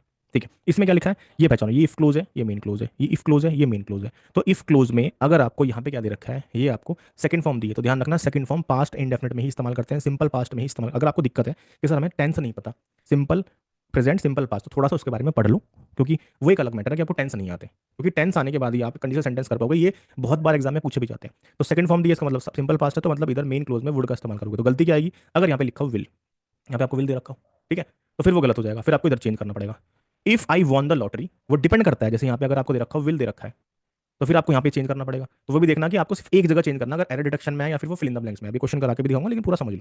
अब इसमें समझो, यहाँ पे if I won the lottery, तो सेकंड दे रखा है, तो यहाँ पे वुड आना चाहिए, बिल्कुल यहाँ पे दे रखा है। तो सिंपल प्रेजेंट के लिए विल और सिंपल पास के लिए वुड का इस्तेमाल करेंगे। ओके, आगे बढ़ते हैं। अब हम समझते हैं रूल नंबर 18, मतलब टाइप नंबर 3। ये भी मतलब इसी एक ही सीक्वेंस में बता रहा हूँ ताकि कंफ्यूज ना हो आप। जैसे कि पास्ट परफेक्ट, पास्ट परफेक्ट का पहचान होती है ये हैड दिया हो, तो ये हमारा इफ क्लोज है, ये हमारा मेन क्लोज है, ये हमारा इफ क्लोज है, ये हमारा मेन क्लोज। देखो ये भी कंडीशनल है। If you had help me, अगर आपने मेरी मदद की होती, पास्ट की बात कर रहा है, तो मैं आपकी मदद करता।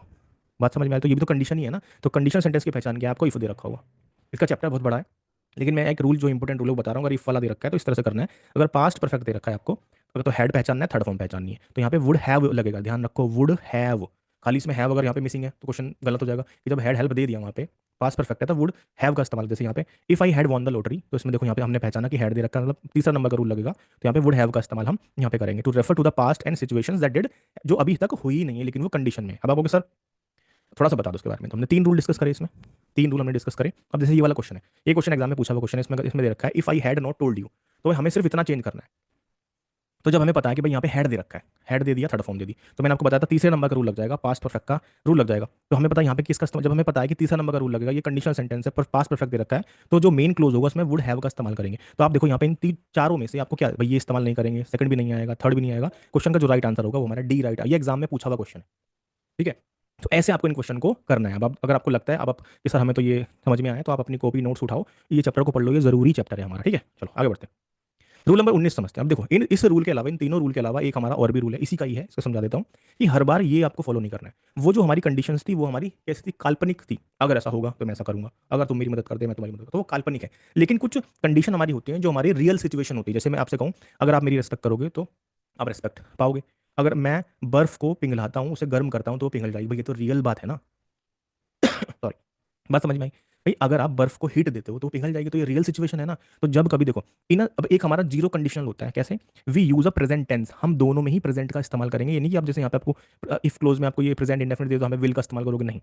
यहाँ पे आपको विल मेल्ट, नहीं। तो ये रियल सिचुएशन हमारी होती है। तो रियल सिचुएशन में आपको किसका इस्तेमाल करना है, दोनों तरफ आपको प्रेजेंट इंडेफिनिट का इस्तेमाल करना है। जैसे एग्जाम्पल समझो, यहाँ पे दिया है वाटर बॉइल्स वैन। अभी मैंने आपको बताया था ना कि खाली इफ के आने पे कंडीशन नहीं होता, इफ के अलावा हमारा जो वैन होता है, वाइल होता है, इनके आने पे भी कंडीशनल सेंटेंस बनता है। तो इसका भी ध्यान रखना कि सर इसमें तो इफ दिया ही नहीं है, तो आपको यहाँ पे वैन तो दे रखा है, ये भी आपको ध्यान देना है। ठीक है, so water boils when it will reach 100 degree. तो वो कहता है कि पानी उबलता है जब जो टेम्परेचर है वो 100 पे पहुंचेगा। नहीं, ये रियल सिचुएशन है भाई। तो क्या करोगे, water boils when it reaches 100, तो दोनों तरफ प्रेजेंट इंडेफिनिट बनेगा जब रियल सिचुएशन होगा। जब जीरो कंडीशन होगा। इसी तरह से जैसे ये क्वेश्चन दिया है तो आप मुझे बताओ इसमें से कौन सा ठीक है और कौन सा गलत है। ठीक है, चलो इसका स्क्रीनशॉट ले लो और ध्यान से समझो इसमें। अब आगे बढ़ते हैं, रूल नंबर 20। ये बड़ा सिंपल सा रूल है, जैसे मैं आर्टिकल आपको बताया, देखो अलग अलग चैप्टर सब इंट्रोड्यूस हो रहे हैं, तो इसका मतलब अगर आपको लगता है कि आपके कहीं मिसिंग है तो आप उसको अच्छे से करने की कोशिश करो। देखो इसमें हमारा, मैंने आपको पिछली क्लास में बताया था ए एन और दी, ये हमारे आर्टिकल होते हैं, और आर्टिकल हमेशा नाउन के लिए ही इस्तेमाल होते हैं, इसलिए इनको हम डिटरमाइनर बोलते हैं। क्या बोलते हैं?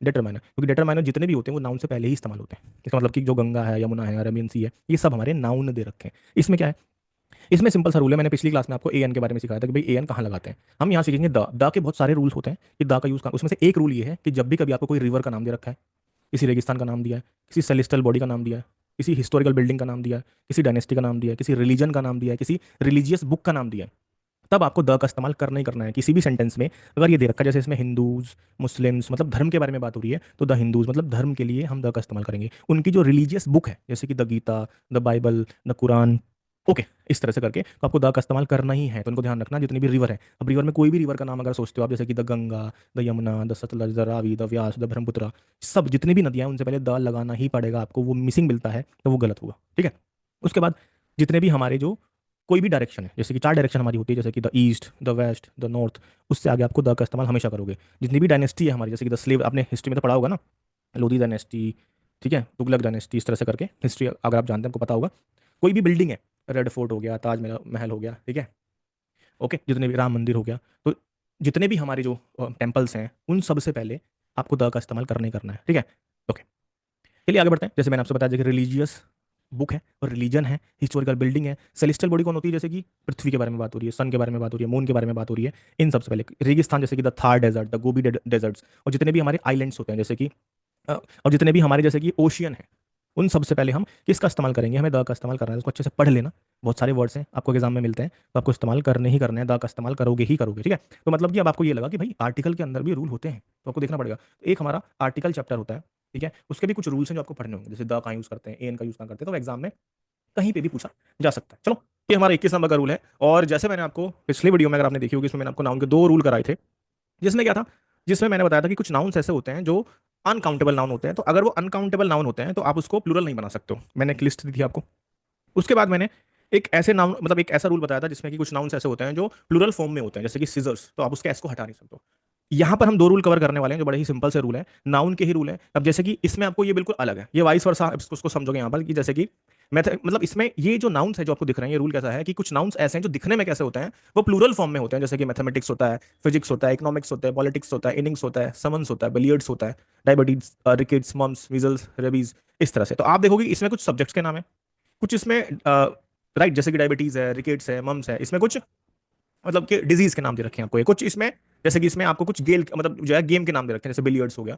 तो कुछ नाम होंगे, कुछ बुक्स होगी, कुछ डिजीज ऐसी होगी जो प्लूरल फॉर्म में ही लिखी जाती हैं, इसलिए वो हमें लगता है कि वो प्लूरल है, तो हम उसके आगे जो वर्ब लगाएंगे प्लूरल लगाएंगे, ऐसा नहीं है। तो आपको क्या इसमें ये रूल में क्या ध्यान रखना है कि कुछ नाउन्स ऐसे होते हैं जो दिखने में क्या होते हैं, प्लूरल फॉर्म में होते हैं, कि nouns plural in form but singular in use. तो उसमें बिल्कुल उल्टा है, वो दिखने में कैसे हैं, प्लूरल फॉर्म में है, लेकिन उनका जो यूज होता है वो सिंगुलर फॉर्म में होता है। एग्जांपल के तौर पे देखिए, मैथमेटिक्स दिया है, तो मैथमेटिक्स तो आपको दिया है, तो इसका ऐसा मत समझना कि मैथमेटिक्स से तो उसमें आर का इस्तेमाल करेंगे, सिंपल सी बात है, आपको कुछ पता भी होगा, ठीक है, कि मैथमेटिक्स का सब्जेक्ट है, तो भाई हम इतने भी पागल नहीं है कि मैथमेटिक्स एक सब्जेक्ट है हम इसमें आर लगा दें, नहीं, बिल्कुल आप बहुत होशियार हैं। ठीक है, तो mathematics is indeed a difficult subject, बिल्कुल सही है। अब मैं आपसे डिफिकल्टी, यहाँ पे क्या एडजेक्टिव है, सब्जेक्ट यहाँ पे नाउन है, यहाँ पे आर्टिकल है, तो इन सब चीजों को भी बीच बीच में देखना शुरू करो। उसके अलावा देखो, आपको इसमें आगे दिया है बिलियर्ड्स, दिया है गेम है, तो एस तो यानी कि बहुत सारे हैं, तो बिलियर्ड्स से गेम है तो इसमें लग जाएगा हैज, तो बिल्कुल सही है। फिर मीजल्स है तो इज लग जाएगा।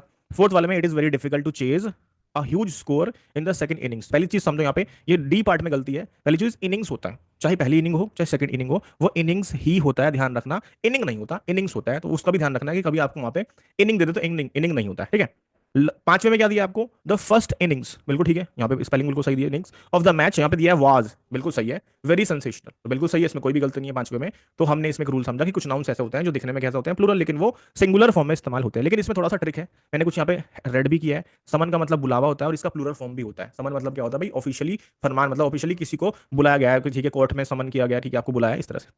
अब इसमें देखो, इसमें यहाँ पर कि सर ये रूल तो बड़ा आसान था, हमें पता था, लेकिन इसमें ध्यान से समझो, इनको हम प्लूरल भी मान सकते हैं, इनको हम प्लूरल भी की तरह इस्तेमाल करेंगे, बस ध्यान रखो। ये जितने भी वर्ड्स हैं, जैसे कि मैथमेटिक्स हो गया, फिजिक्स हो गया, पॉलिटिक्स हो गया, जब तक ये सब्जेक्ट है तब तक तो ठीक है, लेकिन जब ये बन जाएंगे क्वालिटी, जैसे मैथमेटिक्स हमने कहा तो एक सब्जेक्ट की, मैथमेटिक्स जो है ट्रिकी सब्जेक्ट है, हमने कहा सब्जेक्ट है, लेकिन सिर्फ आपको इतना ध्यान रखना है कि जब भी कभी इन वर्ड्स के साथ में, इन नाउन्स के साथ में, जिसमें आई ये सी एस जुड़ा होता है, उसमें आपको क्या मिल जाए, पॉजिटिव एडजेक्टिव्स मिल जाए, जैसे कि आपको मिल जाए माई, योर, हिज, देयर। जैसे कि मैथमेटिक्स के साथ में अगर आपको मिलता है माई मैथमेटिक्स या फिर योर फिजिक्स, तो ये यहाँ पर सब्जेक्ट नहीं रहा, अब यहाँ पे क्वालिटी बन चुका है, मतलब ये स्पेसिफिक। जैसे कि मेरी मैथमेटिक्स, तुम्हारी मैथमेटिक्स, किसी और की मैथमेटिक्स, मतलब वो स्पेसिफिक किसी की बात कर रहा है, तो उस केस में फिर आप इसको सिंगुलर नहीं मानोगे। सिंपल सी बात है, बस आप ध्यान रखो इसके साथ में ये वाले वर्ड्स नहीं आने चाहिए और उसके साथ में द नहीं आना चाहिए। जैसे कि देखो माई मैथमेटिक्स, अब आपको वो सर मैथमेटिक्स तो एक सब्जेक्ट है, तो हमें तो पता है सब्जेक्ट सिंगुलर, तो इसमें इज आएगा, नहीं बिल्कुल नहीं आएगा। माई के लगने पर ये बन गया क्वालिटी, इसलिए इसमें आर आएगा, ये ध्यान रखना। अगर दोबारा नहीं आपको नहीं समझ में आ रहा है तो एक बार फिर से इसको रिमाइंड करके देख लेना, ठीक है। तो योर फिजिक्स आर आएगा इसके साथ में, जैसे ही पॉजिटिव एडजेक्टिव के आने पर। पॉलिटिक्स दिया इसमें द दे रखा था, politics of this leaders is नहीं होगा, इसमें आर आएगा, तो ये सही होगा। चलो अगला रूल देखते हैं। अगले रूल में क्या समझना है हमें, अगला रूल बड़ा ही सिंपल सा रूल है। देखो ये बिल्कुल उसका बिल्कुल अलग है। पिछले वाले में क्या था, वो उनका जो जो सीक्वेंस था, मतलब उनका जो देखने का तरीका था उन वाले नाउन्स का, वो दिखने में कैसे थे, प्लूरल, लेकिन उनका यूज सिंगुलर हो रहा था। लेकिन यहाँ पर नाउन्स सिंगुलर इन फॉर्म, अब यहाँ पर ये दिखने में कैसे हैं, सिंगुलर, लेकिन इनका यूज प्लूरल है, क्योंकि ये हमारे कलेक्टिव नाउन्स होते हैं। जैसे कि केटल हो गया, क्लर्गी हो गया, जेंट्री हो गया, इन्फेंट्री। इन्फेंट्री क्या होता है, इन्फेंट्री एक तरह की सेना होती है जो पैदल होती है। जैसे कि बहुत बड़े जो युद्ध होता था पहले, वो तो कुछ लोग घोड़े पर सवार थे, कुछ लोग पैदल थे, कुछ लोग हाथी पर सवार थे। इस तरह से जो इन्फेंट्री जो होती है, जो पैदल सैनिक जो होते हैं, उनकी जो टुकड़ी होती है, उनको इन्फेंट्री कहा जाता है। कैवलरी जो घोड़े पर सवार होते हैं। वर्मिन एक तरह का ग्रुप होता है, आप इसको सर्च करना क्या होता है। Poultry, police. पुलिस भी क्या होता है, प्लूरल। अगर कहीं पे किसी सेंटेंस में पुलिस लिखा है तो उसके बाद में आप प्लूरल वर्ब का इस्तेमाल करोगे, ठीक है। फोक हो गया, पीपल हो गया, बीजेंट्री हो गया, ये सब के सब प्लूरल फॉर्म में इस्तेमाल होते हैं। अगर आपको लगता है कि हाँ इसके अलावा भी कुछ और होते हैं, बिल्कुल हो सकते हैं, लेकिन इनको याद कर लो, क्योंकि ये हमारी, हम इसमें शॉर्ट मतलब इंपॉर्टेंट रूल्स ही कवर करेंगे। जैसे यहाँ पे समझो कि the cattles are not being fed properly, तो पहले से समझो कैटल्स तो होता ही नहीं है, कैटल होगा आर सी का यहाँ पे। इसमें पुलिस दिया है तो यहाँ पे हैज नहीं होगा, फिर इसमें हैव आएगा। अब देखो थर्ड वाले में द पुलिस हैज दिया, गलत, पुलिस हैव आएगा। Science has prove that even vermin, अब देखो यहाँ पर क्या गलती है, मुझे कमेंट सेक्शन में बताओगे इसमें क्या गलती है। इसी तरह से छोटा सा रूल है। ओके आगे बढ़ते हैं, ठीक है। एक बार दोबारा से रिवाइंड करके देख लेना। अगर आपको देखना पूरा चैप्टर देखना है तो प्लेलिस्ट में जाओ, मैंने शुरू से आराम से बता, क्योंकि इसमें टाइम लिमिट रहती है, तो मैं कोशिश करता हूँ कि आपको सब चीज़ें मिल जाए, ठीक है। देखो यहाँ पर समझो, तो अब इसमें आपको क्या दे रखा है, यहाँ पर कुछ इसमें स्पेशल कुछ क्वेश्चन दे रखे हैं। जैसे हमें यहाँ पर कल वाला रूल इसमें अप्लाई हो रहा है कि I like the poetries. Poetries नहीं होता है, खाली पोएट्री होता है। कल मैंने बताया था ना, ये हमारा अनकाउंटेबल नाउन है, ठीक है। सेकंड वाले में अभय लेफ्ट हिज लगेजेस नहीं होगा, लगेज होगा। सीनरीज नहीं होगा। पुलिस दे रखा है तो आज का ही रूल है, तो पुलिस हैज नहीं होगा, है होगा, क्योंकि पुलिस क्या है, प्लूरल फॉर्म में इस्तेमाल होती है, ठीक है। प्लूरल मानते हैं, लेकिन हम इनको एक केस में सिंगुलर मान सकते हैं, जब ये पूरे डिपार्टमेंट के बारे में बात कर रहे हैं तब। देखो सिक्स्थ वाले में the first innings of the match was, तो देखो यहाँ पे इनिंग्स दे रखा है और यहाँ पे वाज है, बिल्कुल सही है। इनिंग्स भी दे रखा है यहाँ पे, वाज, तो इसमें नो एरर है। फर्स्ट वाले में क्या गलती है, टेबल स्लैग नहीं होता है। टेबल स्लैग जो हमारे जो निर्जीव वस्तुएं होती है, जो नॉन लिविंग थिंग्स होती है, उसके साथ में अपोस्ट्रोफियस यूज नहीं करते हैं, उसको लिखेंगे द लेग्स ऑफ टेबल, ठीक है। इस तरह से ये बनेगा। अपोस्ट्रोफियस का रूल दे रखा था। चलो आगे समझते हैं रूल नंबर 3। रूल नंबर 3 और रूल 3 नहीं, मतलब कि 23 और 24 हमारा ये प्रोनाउन चैप्टर से मैंने लिया है। प्रोनाउन चैप्टर में हमारा एक काइंड होता है जिसे रिफ्लेक्सिव प्रोनाउन बोलते हैं। रिफ्लेक्सिव प्रोनाउंस हमारे क्या होते हैं, जैसे कि मैंने कहा हिम और ही, तो ही ये तो हमारे पर्सनल प्रोनाउन होते हैं। तो आप देखो जिसमें सेल्फ लगा होता है, जैसे कि himself, my self, them self, your का योर सेल्फ होता है, ठीक है। ही का हिमसेल्फ होता है, जिसमें सेल्फ लगा होता है वो हमारे रिफ्लेक्सिव प्रोनाउंस होते हैं। अब रिफ्लेक्सिव प्रोनाउन मैंने आपको समझा दिया भाई, जिसमें जैसे कि यहाँ पर समझो, इसमें हिम सेल्फ लिखा है, इसमें हिम सेल्फ लिखा है, यहाँ पे इसमें माई सेल्फ लिखा है, तो जो सेल्फ वाले होते हैं ये हमारे रिफ्लेक्सिव प्रोनाउन के अंदर आते हैं। किसके, रिफ्लेक्सिव प्रोनाउन के अंदर आते हैं। देखो ये रूल क्या काम करेगा, कुछ हमारी वर्ब होती हैं, कुछ हमारी ऐसी वर्ब होती हैं, जैसे pride, satisfied, absent, present, enjoy, introduce, hurt, avail मतलब लाभ उठाना, quit, reconcile, amuse, exert, apply. Amuse मतलब कि मनोरंजन से रिलेट करता है। ये अप्लाई, एडेप्ट मतलब कुछ ना कुछ करना है। एवेंज हो गया, रिजाइन हो गया, रिजाइन कर दिया आपने, अप्लाई किया है, कुछ चीज पे अप्लाई किया आपने, तो भाई ये कैसे काम करेगा, मतलब एग्जाम में कैसे पहचानना है आपको। सबसे पहले समझो रिफ्लेक्सिव यूज करना है आपको इनके बाद में। जैसे ही ये वर्ड आपको सेंटेंस में मिलते हैं, यहाँ पर देखो कि Sumit failed to avail of the opportunity, तो जहां पे अवेल मिल गया, मतलब आपको देखो यहाँ पे अवेल दे रखा है, तो सोचो कि अवेल दिया है तो उसके बाद कहीं ना कहीं आपको रिफ्लेक्सिव की नीड है, रिफ्लेक्सिव यूज करना ही है। कहाँ करेंगे आप, इसमें इसके अवेल की बात करोगे। अब पता कैसे चलेगा भाई क्या इस्तेमाल करना है, सुमित से पता चलेगा। सुमित लिखा है तो सुमित तो भाई ही है, तो ही के लिए क्या करोगे, हिमसेल्फ इस्तेमाल करना है, तो Sumit fail to avail himself of. इसी तरह से समझो यहाँ पर कि ही एक्यूटेड हिम, तो देखो एक्यूट वहां पे कई वर्ड दे रखा, आपको यहाँ पे ये दे रखा, he acquit himself well in his match, first match, ठीक है। एक्यूटेड मतलब होता है कि आपको जैसे उसको बताया गया था उसने ऐसा ही किया है, मतलब अब आपने कहा भाई ये बंदा जो है बड़ा अच्छा खेलता है, तो उसने ऐसा ही, मतलब उसने दर्शाया है ऐसे। ही एक्यूटेड, उसने ऐसे जैसे उसको बताया गया, तो he acquitted himself well in his first match. तो क्या लगता है सेंटेंस सही है, बिल्कुल सही है, क्योंकि इसमें ही दे रखा है, तो हिमसेल्फ यहाँ पर बिल्कुल सही है। इसी तरह से I did some crosswords. Crosswords का मतलब कोई गेम है कि भाई मैंने क्या किया, मैंने क्रॉसवर्ड्स खेले, जैसे कि इस तरह के क्रॉसवर्ड्स मैंने बना के खेले, जो है मैं बोर हो रहा था। अम्यूज का मतलब होता है अपने आप को बहलाने के लिए, टाइम पास करने के लिए। तो I did some crosswords to amuse myself, तो बिल्कुल सही समझो भाई, ये माई सेल्फ यूज करना ही करना है आपको, ठीक है। तो मैंने आपको क्या बताया यहाँ पर सेंटेंस क्या, after these verbs, after these verbs, जितने भी वर्ब दे रखे हैं कुछ ना कुछ करना, we will use reflexive pronoun. आपको रिफ्लेक्सिव प्रोनाउन यूज करना ही है, जो सेल्फ वाले होते हैं। वो क्या पता कैसे चलेगा, जो यहाँ पे सब्जेक्ट होगा, जैसे आई है तो माई सेल्फ इस्तेमाल किया, ही है तो हिमसेल्फ इस्तेमाल किया यहाँ पे उसने, सुमित है तो उसके लिए ही इस्तेमाल करते हैं, तो ही से हिमसेल्फ है। तो ये आपको ध्यान रखना है, लेकिन ये वर्ड्स याद कर लेना भाई, amuse, exert, apply, adapt. Okay, समझ में आया? तो याद तो करना पड़ेगा। अगला रूल बिल्कुल सेम है। अगला रूल हमारा ये है, अगला रूल हमारा ये है कि आपको ये वाले जो वर्ब दे रखे हैं, ये वाले जो वर्ब दे रखे हैं, इसके साथ में अब तो ये जो अभी पिछला रूल था इसमें क्या था, इस वाले रूल में मैंने आपको कुछ एग्जांपल दिए, ये कर लेना आप इसमें, ठीक है। नंबर 24 का रूल देखो, ये उसका बिल्कुल विपरीत रूल है। यहां पर आपको कुछ वर्ब ऐसी हैं जिसके बाद बिल्कुल भी रिफ्लेक्सिव यूज करते ही नहीं है। जैसे वहां पर क्या करते थे, आपको करना है, जैसे मैंने एग्जांपल दिया था आपको अभी अवेल का, कि उसके बाद में करते हैं। लेकिन ये वाले जो वर्ब हैं, जैसे कि कीप हो गया, स्टॉप हो गया, टर्न हो गया, क्वालिफाई हो गया, बात हो गया, मूव हो गया, रेस्ट हो गया, हाइड, ये इनके साथ में आपको जो सेल्फ वाले जो होते हैं प्रोनाउन, रिफ्लेक्सिव प्रोनाउन, यो यूज नहीं करना है। जैसे यू शुड कीप, कीप दे रखा है तो you should keep your self दिया तो क्वेश्चन हो जाएगा गलत। तो क्या बताओगे? क्वेश्चन हो जाएगा बिल्कुल ही गलत। You should keep your self नहीं होगा, you should keep away from bad, बस इतना आएगा। इसमें क्या कहा है, ही हाइड हिमसेल्फ, तो हिमसेल्फ नहीं होगा, ही हाइड इन द रूम, बस इतना आएगा। ये रिफ्लेक्सिव यूज करना नहीं है आपको इन वर्ब के साथ में। भाई ये तो देखो याद करना ही पड़ेगा आपको। ये डॉक्टर के पास गए, उसने कहा कि भाई दवाई लेनी है सुबह दोपहर शाम, तो उसने बता दिया, तो आपको याद तो खुद ही करना पड़ेगा ना कि आप डॉक्टर ने क्या कहा था। ठीक है, आपने कभी भी एक साथ कर लोगे ऐसा नहीं। सॉरी। अब इसको याद करने की ट्रिक हो सकती है कि भाई मैंने आपको एक टास्क दिया, तो कि भाई ये मैंने आपको सीरीज देखने के लिए दिया, तो आपने इस सीरीज को याद करना शुरू किया, कीप किया आपने, ये इसको रखा। फिर आप कुछ दिन रुक गए, स्टॉप किया आपने कि ठीक है नहीं देखते हैं। फिर आपने, मैंने आपको फिर से पूछा, आपने कहा ठीक है टर्न करो, फिर से शुरू करो, आपने फिर से शुरू किया और क्वालिफाई कर लिया आपने। एक टास्क, दो वीडियो देख ली, उसके बाद फिर आपने बात करी कि भाई नहाने के बाद में हम देखेंगे, फिर से चल पड़े आप, मूव हुए आप, फिर आपने फिर से थोड़ा सा रेस्ट लिया, फिर आप सो गए। ठीक है, फिर अगले दिन उठे, ओपन, फिर आपने क्या किया, सेल, फील, कंसंट्रेट हुआ आप, हर जल्दी जल्दी में आपने सब कुछ देख लिया। इस तरह से आप इसको देख सकते हैं, मतलब इसको याद कर सकते हैं। ठीक है, चलो आगे बढ़ते हैं। ओके, नंबर 5, ये सिंपल सा रूल है रिफ्लेक्सिव प्रोनाउन का। यही 3 रूल रिफ्लेक्सिव के थे, 2 रूल हमारे नाउन के थे। रिफ्लेक्सिव कौन सा? जिसमें सेल्फ लगा होता है। ध्यान रखो, जब भी कभी कभी भी किसी सेंटेंस की स्टार्टिंग रिफ्लेक्सिव प्रोनाउन से नहीं हो सकती। जैसे हम अक्सर बोलते हैं कि माई सेल्फ, मेरा नाम ये है, तो ऐसा बिल्कुल गलत होता है। माई सेल्फ से कभी भी सेंटेंस की स्टार्टिंग नहीं हो सकती। My self is Abhay Sharma, गलत होगा। क्या बनोगे? आई एम अभय शर्मा, या फिर दिस इज अभय शर्मा, जब आप किसी को बोलते हो, मतलब बताने के लिए। ठीक है, जैसे कि दिया you and myself will go there and talk to him. Incorrect, कैसे? माई सेल्फ से नहीं बनेगा, तो you and I will go there and talk to him, तो कभी भी रिफ्लेक्सिव प्रोनाउन से क्वेश्चन की स्टार्टिंग नहीं हो सकती है। चलो मिलते हैं। हमारा ये बड़ा ही अच्छा रूल है, राइट, वर्ब का रूल है। अब देखो कैसे समझो इसको, कि देखो अब मैं ये मान के चल रहा हूँ कि मैं, आप सब फ्रेशर नहीं हूँ, आप सब रिवाइज कर रहे हो, रिवाइज के तौर पे मैंने करी है। अगर आप एग्जाम से पहले भी इन वीडियोस को देखना चाहते हो देख सकते हो, 1 घंटा 2 घंटा सबके पास होता है एग्जाम से पहले। ठीक है, यहाँ पर हम समझेंगे ट्रांजिटिव वर्ब और इनट्रांजिटिव वर्ब क्या होती है। भाई वर्ब तो आपको पता होगा ना, जैसे कि she bought a new car, मैं पूछूं ये एक वर्ब है, पेंटेड एक वर्ब है, रोट एक वर्ब है, प्रिपेयर्ड एक वर्ब है, राइट। मेन वर्ब इसमें मैं बोल रहा हूँ, जैसे क्राइड, स्लैप्ड, फ्लाई, सिंग, ये सब हमारी मेन वर्ब इसमें दिए। किसी में भी हेल्पिंग वर्ब नहीं है। हेल्पिंग वर्ब जैसे is, are, am, has, have, इस तरह से करके। तो सिंपली अगर किसी क्वेश्चन में पूछा है कि बताओ भाई ये वाली जो वर्ब है वो हमारी ट्रांजिटिव है या इनट्रांजिटिव है, ठीक है। जैसे इसमें पूछ ले, बताओ दे पेंटेड द हाउस यस्टरडे, तो ये ट्रांजिटिव है या फिर वो इनट्रांजिटिव है। तो सिंपल सा उसका नियम क्या है कि जब एक सेंटेंस दे रखा है आपको, उस सेंटेंस में आपको सिर्फ पहचानना है कि ऑब्जेक्ट है कि नहीं है। जैसे इसमें कहा है कि शी बॉट, उसने क्या खरीदा? उसने खरीदा एक नई कार खरीदी, तो ये एक ऑब्जेक्ट है। तो ध्यान से आपको समझना ये है, आपको ये समझना है कि जब भी कभी आपको सेंटेंस में वर्ब के बाद में कोई ऑब्जेक्ट दिया है तो वो ट्रांजिटिव वर्ब होती है। दे पेंटेड द हाउस, उसने क्या किया? दे पेंटेड, उसने पेंट किसको किया? दे पेंट द हाउस, घर को पेंट किया, तो ऑब्जेक्ट है इसमें। बिल्कुल सही है। ही रोट अ लेटर, एक पत्र, उसने क्या लिखा? एक पत्र लिखा।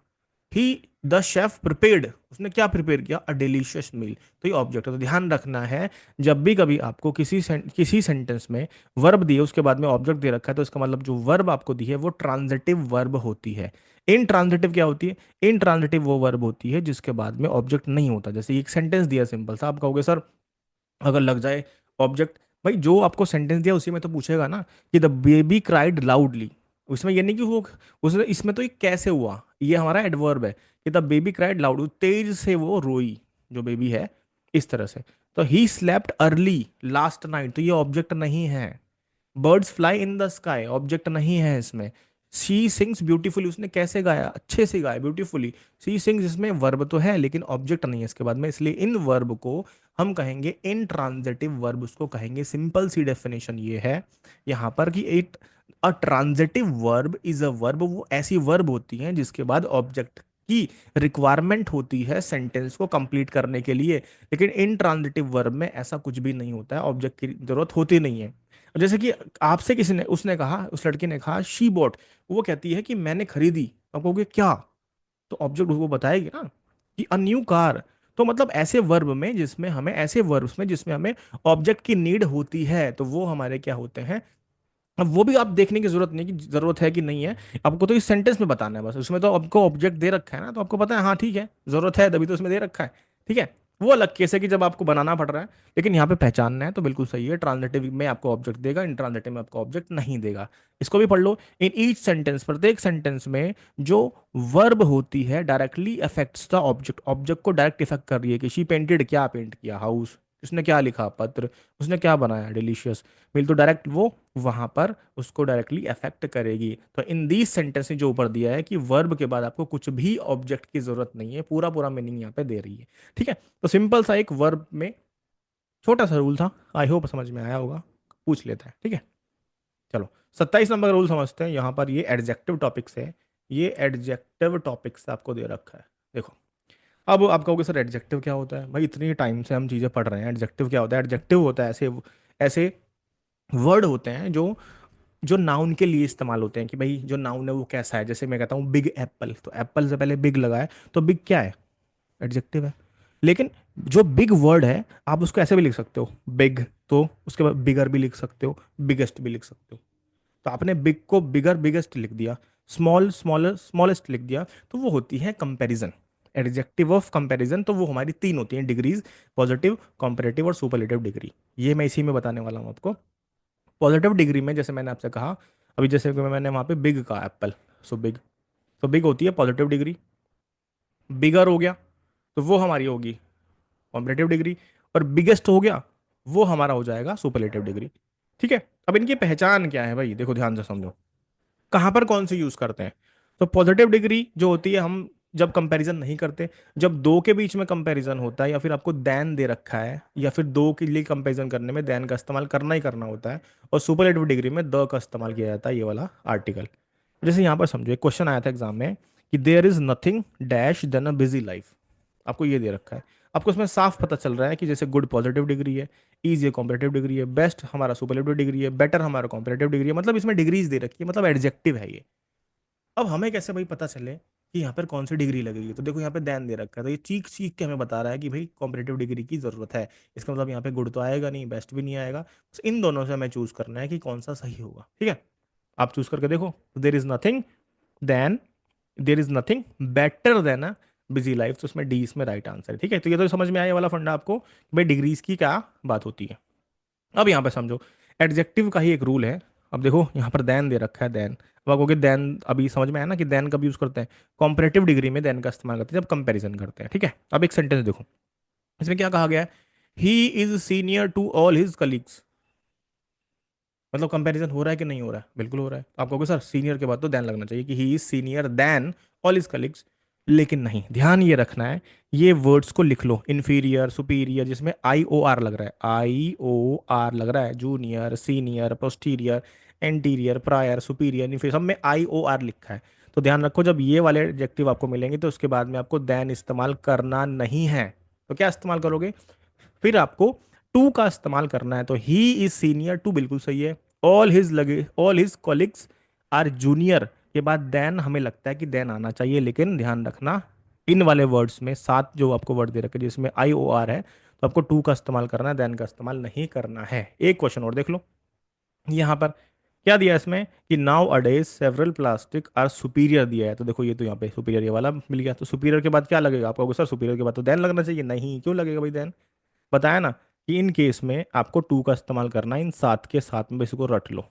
इसके साथ एक और वर्ड बता रहा हूँ, जैसे प्रीफर, ये चाय कॉफी वाला बहुत एग्जांपल आता है।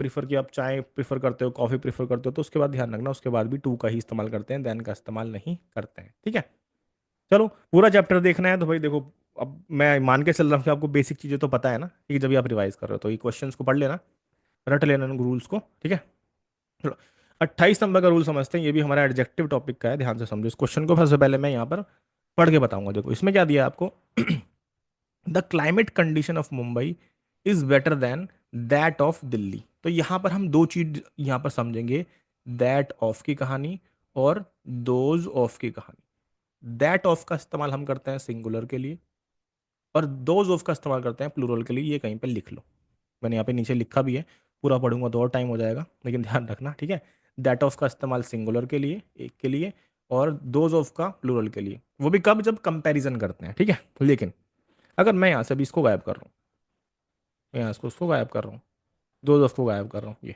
एग्जाम में ऐसे मिलेगा, दैट ऑफ दोज ऑफ छुपा देगा, मतलब कि वो नहीं देगा, तो आपको वही चीज़ पहचाननी है। अब यहाँ पर आप पकड़ो कि इसमें देखो सब में कंपैरिजन दिया, तो इसमें सब में देन दे रखा है, तो देन कंपैरिजन है, तो यहाँ पे समझो the climate condition of Mumbai, इसका कंपैरिजन किससे हो रहा है, ध्यान दो, इसका कंपैरिजन हो रहा है कि the climatic condition of Mumbai is better than Delhi. अगर दैट ऑफ ना लगाओ दिल्ली, तो इसका मतलब हो जाएगा कि जो क्लाइमेटिक कंडीशन ऑफ मुंबई है, मतलब वहाँ के पर्यावरण का आप जो है कंपैरिजन कर रहे हो दिल्ली से, तो आपको ऐसे लिखना चाहिए the climatic condition of Mumbai is better than the climatic condition of Delhi, ऐसा पूरा लिखना चाहिए। आप क्लाइमेटिक कंडीशन का दिल्ली से कंपेयर कर रहे हो, तो ऐसा नहीं करना है, तो फिर क्या करना है सर, हमें हमें करना है, हम दैट ऑफ का इस्तेमाल करेंगे जब सिंगुलर की बात हो, क्योंकि ये सिंगुलर है, तो दैट ऑफ लगा दिया, बिल्कुल सेंटेंस सही हो गया। बात समझ में आ रही है, ठीक है। अगले वाले में कहा है the chocolate of Amul is better than, अगर दैट दैट ये दैट ऑफ ना हो तो नेस्ले, तो सीधा चॉकलेट की कंपैरिजन कंपनी से कर दी, गलत हो गया, तो फिर क्या बनेगा, दैट ऑफ का इस्तेमाल कर दो, मतलब वो दैट ऑफ का मतलब यही होता है कि वो भी चॉकलेट की ही बात कर रहा है, नेस्ले की, ठीक है। तो ये सिंगुलर है तो इसमें दैट ऑफ लगा दिया। उसी तरह से ये पढ़ लेना, फोर्थ में फिफ्थ में क्या है, प्लूरल दे रखा है, the books in the library, the books in the library are more valuable than those of the book store, तो लाइब्रेरी की बात हो रही है, बुक स्टोर की बात हो रही है, तो ये कहना चाह रहा है कि जो लाइब्रेरी की बुक्स हैं और जो बुक स्टोर की बुक्स हैं, वो काफ़ी बुक्स ये लाइब्रेरी की काफ़ी वैल्यूएबल हैं, ठीक है, वो ये कहना चाह रहा है। तो लेकिन अगर मैं दो ऑफ हटा देता हूँ तो सेंटेंस बिल्कुल गलत हो जाएगा कि वो बुक्स का कंपैरिजन बुक स्टोर से कर रहा है, तो गलत है। तो आपको दैट ऑफ और दो ऑफ का इस्तेमाल करना है, दैट ऑफ का इस्तेमाल सिंगुलर के लिए, दो ऑफ का इस्तेमाल प्लूरल के लिए होगा। भाई इस कहानी को नीचे पढ़ लेना, ठीक है। चलो आगे बढ़ते हैं, आई होप समझ में आ रहा होगा। इसके बारे में बात कर रहा हूँ, 29 नंबर का रूल समझते हैं। पैरेललिज्म कंजंक्शन टॉपिक से मैंने लिया है, कंजंक्शन टॉपिक से मैंने ले रखा है। कंजंक्शन का काम क्या होता है, जैसे यहाँ पे एंड कंजंक्शन है, ठीक है, एंड कंजंक्शन है। कंजंक्शन का काम होता है दो वर्ड्स को जोड़ने का काम करना, दो सेंटेंस को जोड़ने का काम करना। बहुत सारे कंजंक्शंस होते हैं, ठीक है, मैंने आपको पिछली वीडियो में भी बताया था भाई, तीन तरह के कंजंक्शंस होते हैं, ठीक है। ओके, जो पेयर में चलते हैं वो कोरिलेटिव होते हैं, फिर उसके बाद दो बचे सबऑर्डिनेटिव, ओके, और फैन बॉयज बताया था। पैरेललिज्म क्या होता है, बैलेंस्ड बिटवीन टू और more similar words, phrase close is called parallelism. कैसे समझते हैं, जैसे कि यहाँ पर दिया है I like shopping and adjective यहाँ पे हमें दे दिया कंजंक्शन, तो ईट आउट। तो ध्यान रखना आपको, जैसे शॉपिंग दिया है तो ईटिंग लिखना पड़ेगा, I like shopping and eating, एक पैरेललिज्म है, मतलब एक जैसे दिखने वाले वर्ड्स, नाउन का नाउन के साथ कंपैरिजन, वर्ब का वर्ब के साथ में, ऐसे। जैसे दिया है ही लाइक्स डांसिंग, तो यहाँ पे वर्ब है, स्विमिंग दिया है, एंड पेंट, तो क्या करोगे आप, देखो वर्ब वर्ब और यहाँ पे वर्ब है, तो आईएनजी फॉर्म दिया है, तो I like dancing swimming and painting, सही होगा। जैसे इसमें दिया है Meena likes playing the piano the trumpet the guitar, मैं ऐसे द हटा दूँ तो सीक्वेंस बिगड़ जाएगा। इसी को ही हम पैरेललिज्म बोल रहे हैं, क्योंकि सर समझ में नहीं आया, थोड़ा सा और बताओ। देखो समझ लो भाई, यहाँ पे 29 में हमने समझा पैरेललिज्म क्या होता है, तो पैरेललिज्म का मतलब होता है हमारा एक बैलेंस बना के चलना, किसके बीच में, सेम पार्ट्स ऑफ स्पीच का, नाउन का नाउन के साथ, वर्ब का वर्ब के साथ, उसको एक बैलेंस बना के चलना।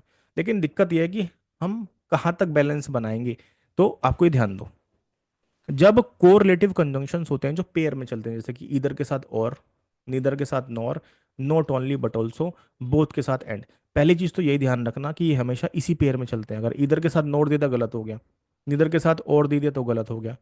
किसी किसी सेंटेंस में क्या होता है, नॉट ओनली तो दे के रखता है, यहाँ से ऑल्सो हटा देता है सेंटेंस में, तब ध्यान रखना है नॉट ओनली के बाद बट ऑल्सो आता ही आता है, ठीक है, ये तो आपने याद कर लिया। अब जो पैरेललिज्म की बात हो रही थी, वो इनके साथ करना ही करना है, मतलब कि जब आपको ये मिल जाएगा तो आपको पैरेललिज्म रूल ध्यान करना है। कैसे, यहाँ पे समझो, सिंपल सा रूल है, जैसे आपने कहा your house is neither beautiful nor useful, तो नीदर के साथ नोर है, बिल्कुल सही है, इसका मतलब नीदर नॉर वाला दे दिया, कोरेटिव कंजंक्शन है, तो इसमें पैरेललिज्म छांटो कि इसके बाद नीदर के बाद क्या दिया है, एडजेक्टिव, और नॉर के बाद एडजेक्टिव, इसका मतलब पैरेललिज्म बिल्कुल सही है। इसमें ही cheated not only his friends but also his parents, तो देखो नॉट ओनली के साथ बट ऑल्सो आया, पेयर बिल्कुल ठीक है, अगर यहाँ पे ऑल्सो नहीं होता तो सेंटेंस गलत होता।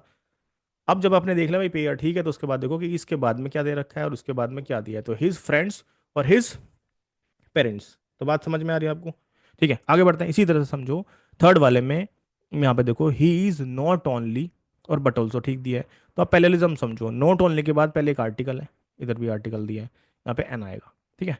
उसके बाद एक्सीलेंट एक एडजेक्टिव दिया है, यहाँ पे एडजेक्टिव है, यहाँ पे प्लेयर है, यहाँ पे स्टूडेंट है, मतलब एक नाउन दे रखा है, तो सही पैरेललिज्म इसमें दे रखा है। He bought flowers not only but also, ठीक है। So not only for his wife, for his mother. तो फोर दिया है, हिज वाइफ हिज मदर, मतलब ऐसा नहीं कि वो सेम ही लिख देगा हिज वाइफ और हिज वाइफ, ऐसा नहीं, मतलब वो सेम चीज की तरह इसी को ही पैरेललिज्म बोला जा रहा है। जैसे इसमें समझो यहाँ पे बोथ के साथ एंड का इस्तेमाल करते हैं, ठीक है। तो बोथ के बाद एक नाउन दिया है, एंड के बाद एक नाउन दिया है, तो ये बिल्कुल सही है। Rahul enjoy both the movie and the popcorn. तो Rahul enjoy both the movie और द पॉपकॉर्न, राइट। तो यहाँ पे समझो कि द बैलेंस बिटवीन टू और more similar words phrases clauses is called parallelism. आप कहोगे सर थोड़ा सा एक बार देखो, इसको दोबारा सुन लिया ना एक तो यहाँ पे थोड़ा सा मैंने बताया कि आपको ये रूल याद कर लेना है, ऐसा भी होता है। तो इसका मतलब आपको थोड़ा सा अपने किताब में से, नोट्स में से एक बार इसको रिवाइज कर लो, ठीक है। चलो, आज का सेशन बहुत ज़्यादा ज़रूरी होने वाला है, क्योंकि आज के रूल्स बहुत ज़्यादा ज़रूरी हैं और काफ़ी इंपॉर्टेंट भी हैं, राइट। चलो स्टार्ट करते हैं इसको। तो सबसे पहला जो रूल है वो हमारा सब्जेक्ट वर्ब एग्रीमेंट का है। इसको पढ़ाने से पहले मैं को थोड़ा बता देता हूँ उसके बारे में, कि इस सीरीज़ को मैंने ऐसे डिज़ाइन किया है ताकि आप एग्जाम से पहले, अगर आप जैसे आपका आज एग्जाम है, 2 बजे एग्जाम है, मान लेते हैं 2 बजे एग्जाम है, तो आप 2 घंटे पहले भी आप इस सीरीज से रिवाइज कर सकते हो ग्रामर के रूल्स को, राइट। अगर आपको लगता है कि हाँ आप बीच में भूल रहे हो, तो अब इसको बार बार रिवाइज करो, स्पीड को बढ़ा के देखो। लेकिन जब तक ये सारे के सारे 50 रूल आपको नहीं आ जाते, तब तक आपको ये करते रहना है बार बार, राइट। अगर पूरे पूरे चैप्टर देखने हैं तो मैंने वो भी पढ़ाए, प्लेलिस्ट में जाओ आपको मिल जाएंगे। अब यहाँ पर हम सबसे पहला रूल आज का देखते हैं। जैसे यहाँ पे क्वेश्चन है, एग्जाम में पूछा गया क्वेश्चन है ये, कि इधर विकास और his friends is going to cook dinner. इसमें आपको एरर बताना था कि कौन से पार्ट में गलती है, तो इसको अभी हम करेंगे, राइट। बड़ा ही सिंपल सा इसमें एरर है, क्योंकि देखो अगर इस क्वेश्चन को करें हम, तो विकास से अगर हम बात करें, विकास को तो यहाँ पे इज राइट है, लेकिन हिज फ्रेंड्स के लिए यहाँ पे आर आना चाहिए।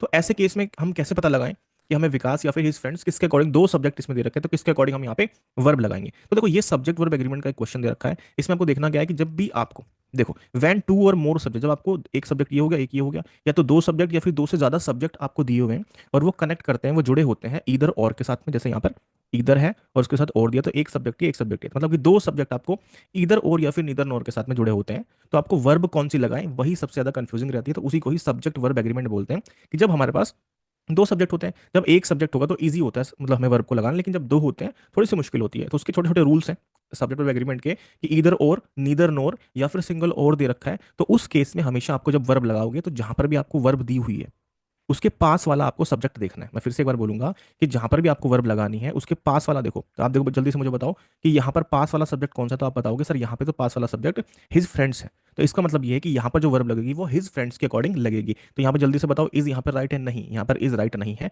इसका मतलब यहाँ पर सी पार्ट में गलती, यहाँ पे आर आएगा। तो बात समझ में आ गया आपको। जब भी जैसे यहाँ पे क्वेश्चन देखो, either the teacher or the students are responsible for the project. जैसे मैंने बताया आपको, सबसे पहले तो ये भी देख लो कि ईदर के साथ में और लगना चाहिए, तो ये भी तो पेयर में चलते हैं। मैंने आपको कंजंक्शन के बारे में बताया था ना। अभी हम थोड़े से और रूल भी समझेंगे इसमें, कि तो सबसे पहले ये भी देख लो, इधर दिया है तो और ही आना चाहिए, नीदर दिया है तो नॉर ही आना चाहिए। उसके बाद इस रूल को देखो कि यहाँ पर जब आपको दो सब्जेक्ट दिए, द मैनेजर और द एम्प्लॉयज, तो हमें पता है जब हमें यहाँ पर भी वर्ब लगानी है, उसके अकॉर्डिंग आप देखोगे जो हमारा पास वाला वर्ड, मतलब जैसे कि आप आर जहाँ पे लिखा है, इज और आर हमें देखना है, तो उसके पास वाला कौन सा सब्जेक्ट है, ये सब्जेक्ट है, तो ये प्लूरल दिया है, यहाँ पे आर बिल्कुल ठीक है।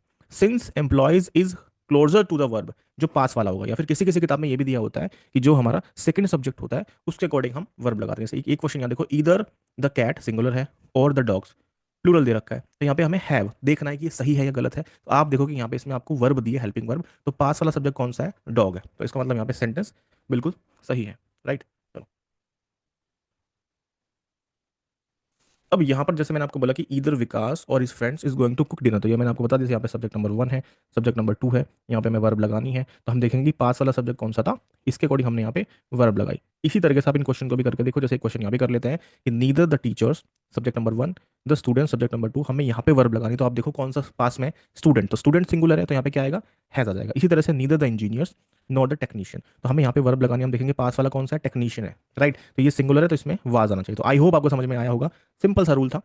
आगे बढ़ते हैं क्वेश्चन नंबर 32 की तरफ। और अगला रूल भी हमारा सब्जेक्ट वर्ब एग्रीमेंट से मैंने लिया है, क्योंकि इससे काफी सारे क्वेश्चंस देखने को मिलते हैं। अब देखो अभी मैंने आपको क्या बताया कि दो सब्जेक्ट हैं और वो ईदर और नीदर नॉर के साथ में जुड़े हैं, या फिर खाली और आया है, तो हम जहां पर भी हमें वर्ब लगानी है उसके पास वाला जो सब्जेक्ट होगा उसके अकॉर्डिंग लगाएंगे। लेकिन यहाँ पर समझो, ये भी बिल्कुल ऐसा ही रूल है कि दो या दो से ज्यादा सब्जेक्ट दिए हैं, लेकिन इस बार ईदर और नहीं है, इस बार ये वाले वर्ड्स आपको देखने हैं, ये वाले कंजंक्शंस देखने हैं, बाय कंजंक्शंस, क्योंकि वो भी कंजंक्शन थे और यहाँ भी कंजंक्शन है, जैसे कि as well as, with, along with, इनको याद करना पड़ेगा, and not, in addition to, but, besides, except, rather than, ठीक है। ये सब चीज़ जैसे यहाँ पे एग्जांपल देखिए, इसमें दिया है the manager subject number 1 as well as subject number 2 his assistants. तो यहाँ पे हमें वर्ब लगानी है। तो इसमें इस वाले में थोड़ा सा डिफरेंस है। कैसे? इसमें हम हमेशा पहले वाले सब्जेक्ट के अकॉर्डिंग लगाते हैं। तो इसमें पहले वाला सब्जेक्ट क्या है? मैनेजर दे रखा है, तो ये देखेंगे सिंगुलर है, तो इस ठीक है। यहाँ पे प्लूरल होता है तो यहाँ पे आर लगाते हैं। अगला क्वेश्चन एक देखते हैं इसमें, जैसे इसमें अलॉन्ग विद दिया तो पहचान जाएंगे कि देखो ये रूल इसमें लग रहा है, जैसे कि विद देखना है आपको, with as well as besides, तो ये आपको देखना है इसमें।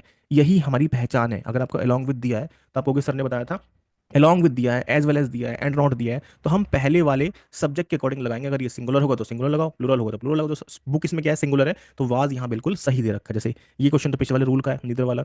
अब इसमें देखो ये वाला क्वेश्चन देखो, Rakesh along with his friends, along with दिया है तो यहाँ पे देखो राकेश है, तो पहले के अकॉर्डिंग लगाएंगे, वही तो लिखा है मैंने। The verb should be agree with the first subject, पहले के अकॉर्डिंग। तो उसमें क्वेश्चन में क्या आएगा?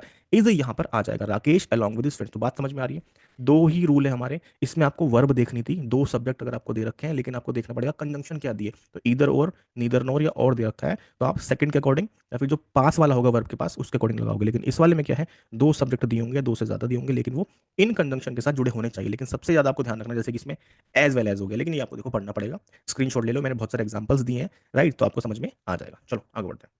यहाँ पर कुछ क्वेश्चंस हैं, जैसे आप देखो इसमें यहाँ पर सेकंड वाला देखो, ये इसी रूल पे से पेशेंस दे रखा है, patience as well as perseverance यहाँ दे रखा है। तो ये देखो एज वेल एज के साथ जोड़ दिया इसमें। तो आप किसके अकॉर्डिंग? पेशेंस के अकॉर्डिंग लगाओगे, तो यहाँ पे इज बिल्कुल सही है। इसमें देखो the teacher along with her students, तो देखो यहाँ पर टीचर के अकॉर्डिंग यहाँ पे लगाएंगे तो यहाँ पे आर नहीं होगा, यहाँ पे क्वेश्चन में इज आ जाएगा। The teacher along with her students is participating in the competition. तो सिंपल सा क्वेश्चन है हमारा। जैसे पांचवा देखो, वन ऑफ द बॉयज, तो ये तो हमारा हमने पहले रूल पढ़ लिया कि वन ऑफ दे रखा है तो पी एन एस वी का इस्तेमाल करते हैं, पी एन एस वी और एस ए का इस्तेमाल करते हैं। ये रूल हम ऑलरेडी डिस्कस कर चुके हैं। तो one of the boys P N बिल्कुल ठीक है, यहाँ पे हैज आएगा और यहाँ पे हिज आएगा, राइट?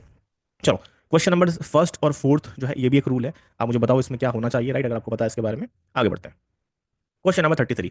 यहां पर मैं आपको थोड़ा सा इसके बारे में बताऊंगा कि जो कंजंक्शन होते हैं, जो कंजंक्शन होते हैं उनका काम क्या होता है सेंटेंस के अंदर। जैसे कि यहाँ पे एक क्वेश्चन लिखा है, John likes to swim, John को स्विम करना पसंद है, but he doesn't like to dive, कूदना पसंद नहीं है। तो देखो यहाँ पे समझो, तो बट दे रखा है, तो बट ने क्या किया, मतलब जो कंजंक्शन का काम क्या होता है कि दो सेंटेंस को जोड़ना, दो क्लोजेस को जोड़ना, दो वर्ड्स को जोड़ना। जैसे अगर मैं कहूँ एंड भी एक कंजंक्शन होता है, तो दो आप देखोगे कंजंक्शन का काम क्या है? जोड़ने का काम करना। जैसे कि दो, आपने रेलगाड़ी देखी होगी ना, और ट्रेन देखी होगी, तो आप वो जो यहाँ पर एक ये बोगी दे रखी है आपको, फिर एक बोगी हो तो वो कनेक्ट करती है ऐसे एक रोप के साथ में, एक लोहे की चेन होती है। तो हम कह सकते हैं वही काम करता है कंजंक्शन की, भाई दो सेंटेंस को, दो वर्ड्स को, दो क्लोजेस को जोड़ने का जो काम है वो कंजंक्शन का होता है।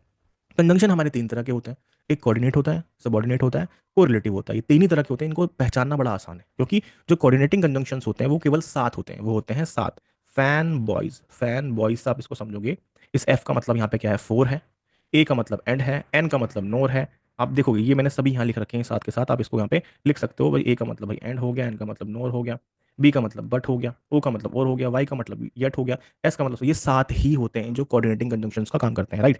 These conjunctions are used to connect two और more items to equal importance. जो एक जैसी इंपोर्टेंस के होते हैं, वो थोड़ा डीप में हो जाएगा, लेकिन हमें यहाँ पे केवल समझना है। फिर उसके बाद जो तीसरा होता है हमारा कोरिलेटिव कंजंक्शन, मैंने ऑलरेडी इसको बता रखा है आपको कि जो हमारे पेयर में चलते हैं, जैसे कि बोथ एंड, इधर और। अभी हमने इधर और का रूल भी समझा था, इसका मतलब वो भी कंजंक्शन है वहाँ पे, राइट? वहां पर रूल अलग था, लेकिन हमें ये भी पता होना चाहिए कि ईदर और, नीदर नोर, ये हमारे कंजंक्शन होते हैं। लेकिन जो पेयर में चलते हैं, एक साथ जोड़े में चलते हैं, वो हमारे होते हैं को रिलेटिव कंजंक्शन। अब बचे क्या? सारे के सारे सब ऑर्डिनेट कंजंक्शन। तो वो बहुत सारे होते हैं, जैसे आफ्टर, मतलब ऑल दो, because, before, if, since, unless, until. Unless until ध्यान रखना काफी ज्यादा इंपॉर्टेंट है। उसके बाद देखोगे वैन, वाइल है, ये चार बड़े इंपॉर्टेंट है। लेकिन मैंने इसकी एक लिस्ट बनाई है, आप समझ सकते हो उसके बारे में। देखो ये भी क्वेश्चन है भाई, neither the teacher not the students, यहाँ पे भी वो रूल लगेगा कौन सा? इधर और, नीदर नोर वाला। ये आप इसके अकॉर्डिंग यहाँ पे वर्ब लगाओगे, ठीक है? तो इनको समझते जाओ, ठीक है? चलो आगे बढ़ते हैं। ये यहाँ पर मैंने एक लिस्ट बनाई है सब ऑर्डिनेट कंजंक्शंस की, 50 से ज्यादा मैंने, मतलब यहाँ पे मैंने एक 50 की लिस्ट बनाई है ताकि आप समझ पाओगे। लेकिन भाई सात तो हमारे कोऑर्डिनेट होते हैं, कोरिलेटिव हमारे पेयर में चलते हैं, तो बच्चे फिर क्या, वो सब के सब हमारे सब ऑर्डिनेट में हो जाएंगे। अब देखो यहाँ पे समझो, एक सिंपल सा रूल समझो। यहाँ पर अगर लेस्ट दे रखा है, लेस्ट, लेस्ट दिया है, जो लेस्ट होता है वो हमेशा अपने साथ में शुड लेके चलता है। जैसे जो मैंने आपको क्या बताया, पेयर वाले जो होते हैं, तो ध्यान रखना, लेस्ट जब दिया होगा आपको तो हमेशा उसके साथ में शुड इस्तेमाल करना है, ना तो विल आएगा ना ही वुड आएगा, ओनली शुड का इस्तेमाल करेंगे। अब लेस्ट का काम क्या होता है? भाई लेस्ट का काम क्या होता है? तो लेस्ट का जो तीन तरह से हम इस्तेमाल करते हैं। लेस्ट जो होता है वो क्या एक्सप्रेस करता है? वो एक्सप्रेस करता है नेगेटिव पर्पस को और इंटेंशन को। कैसे? Lest is often use to indicate that the speaker is taking precautions to avoid और नेगेटिव आउटकम। कि भाई लेस्ट का मतलब क्या होता है? जैसे कि भाई वो गलत कोई आउटकम ना निकल, जैसे कि I am wearing my sunglasses, मैं अपने सनग्लासेस पहन रहा हूँ, lest I get headache from the sun, कि भाई सन से मुझे जो है सर दर्द ना मुझे हो जाए। तो वो क्या है? आउटकम क्या है? नेगेटिव आउटकम ना निकले, तो हम लेस्ट का इस्तेमाल करते हैं। लेस्ट का इस्तेमाल जो होता है वो हाइपोथेटिकल सिचुएशन में भी करते हैं। अभी हाइपोथेटिकल क्या होता है इसका मैंने आपको एक रूल भी बताया था कि भाई जैसे कि if I were the principle of the school, अगर मैं प्रिंसिपल होता, अगर मैं सुपरमैन होता, तो ये हाइपोथेटिकल सिचुएशंस होती है कि ऐसा हुआ नहीं, काश ऐसा होता। तो उस केस में भी हम लेस्ट का इस्तेमाल करते हैं। लेकिन आपको ध्यान क्या रखना है, ध्यान ये रखना है कि जब भी कभी आपको लेस्ट दिया होगा और कोई भी आपको यहाँ पर विल दिया है, वुड दिया, तो नहीं, शुड का इस्तेमाल आपको करना ही करना होगा, राइट।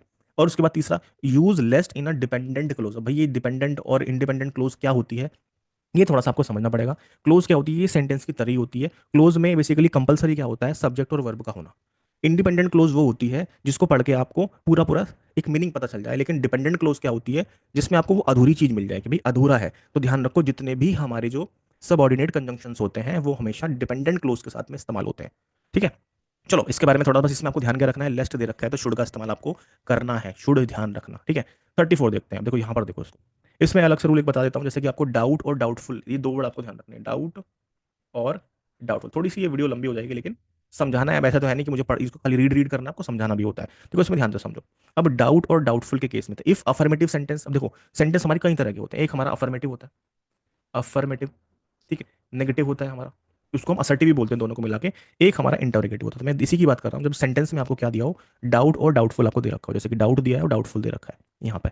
तो उस केस में अगर सेंटेंस हमारा क्या दिया है, सेंटेंस हमारा दिया होगा यहाँ पर अफर्मेटिव। जैसे अफर्मेटिव सेंटेंस है, देखो इसमें क्या दिया है, do you doubt she is not, तो इसमें नेगेटिव दे दिया। ये आपको इंटेरोगेटिव सेंटेंस दे रखा है। और अफर्मेटिव सेंटेंस क्या होता है, लास्ट में आपको कोई क्वेश्चन मार्क नहीं दिया होगा, फुल स्टॉप से क्वेश्चन हमारा एंड होगा। देखो इफ, तो ये हमारे तीन, ये भी सेकंड भी, थर्ड भी और फोर्थ भी हमारे अफर्मेटिव सेंटेंस हमें दे रखे हैं, ठीक है। तो इस केस में जब डाउट दिया होगा तो हमेशा इफ का इस्तेमाल करते हैं। जब डाउट दिया होगा तो या तो इफ लगाओ या फिर वेदर। ध्यान रखो, डाउट के साथ में, मैंने ऊपर लिखा भी यहाँ पे, डाउट और doubtful are followed by if और वेदर का आपको इस्तेमाल करना है, कंपलसरी है, ठीक है। डाउट और डाउटफुल होगा तो। लेकिन जब नेगेटिव और इंटेरोगेटिव होगा तो अगर डाउट और डाउटफुल दे रखे तो उसके बाद में दैट का इस्तेमाल करेंगे। ये कुछ छोटी छोटी बातें होती हैं, तो आपको ध्यान रखनी है कि भाई इधर के साथ और लगाएंगे, नीदर के साथ नॉर लगाएंगे, लेस्ट के साथ में शुड का इस्तेमाल करेंगे। ये बातें भी आपको पता होनी चाहिए। लेकिन ये भी पता हो कि भाई लेस्ट का मतलब क्या होता है, लेस्ट कब इस्तेमाल करते हैं, ये हमने समझ लिया कि भाई अफर्मेटिव है तो इफ और वेदर लगाओ, डाउट और डाउटफुल के लिए। लेकिन नेगेटिव इंटेरोगेटिव केस में आपको दैट का इस्तेमाल करना है, ठीक है। दैट हम एक जगह और लगाते हैं। डाउट और डाउटफुल अगर नेगेटिव इंटेरोगेटिव है तो दैट तो लगा ही रहे हैं। लेकिन एक केस और होता है, ये भी आप ध्यान से समझोगे। जैसे कि इसमें द रीजन, किसी क्वेश्चन में द रीजन लिखा हो या फिर लिखा हो the reason why, the reason why, तब भी आपको दैट का इस्तेमाल करना है। लेकिन वहाँ पे क्वेश्चन में गलत करने के लिए बिकॉज दे रखा होगा, because of, due to, owing to, तो वो होगा गलत। आपको दैट का इस्तेमाल करना है। देखो मैं इसके भी क्वेश्चन भी आपको कराने वाला हूँ, ठीक है। चलो आगे बढ़ते हैं।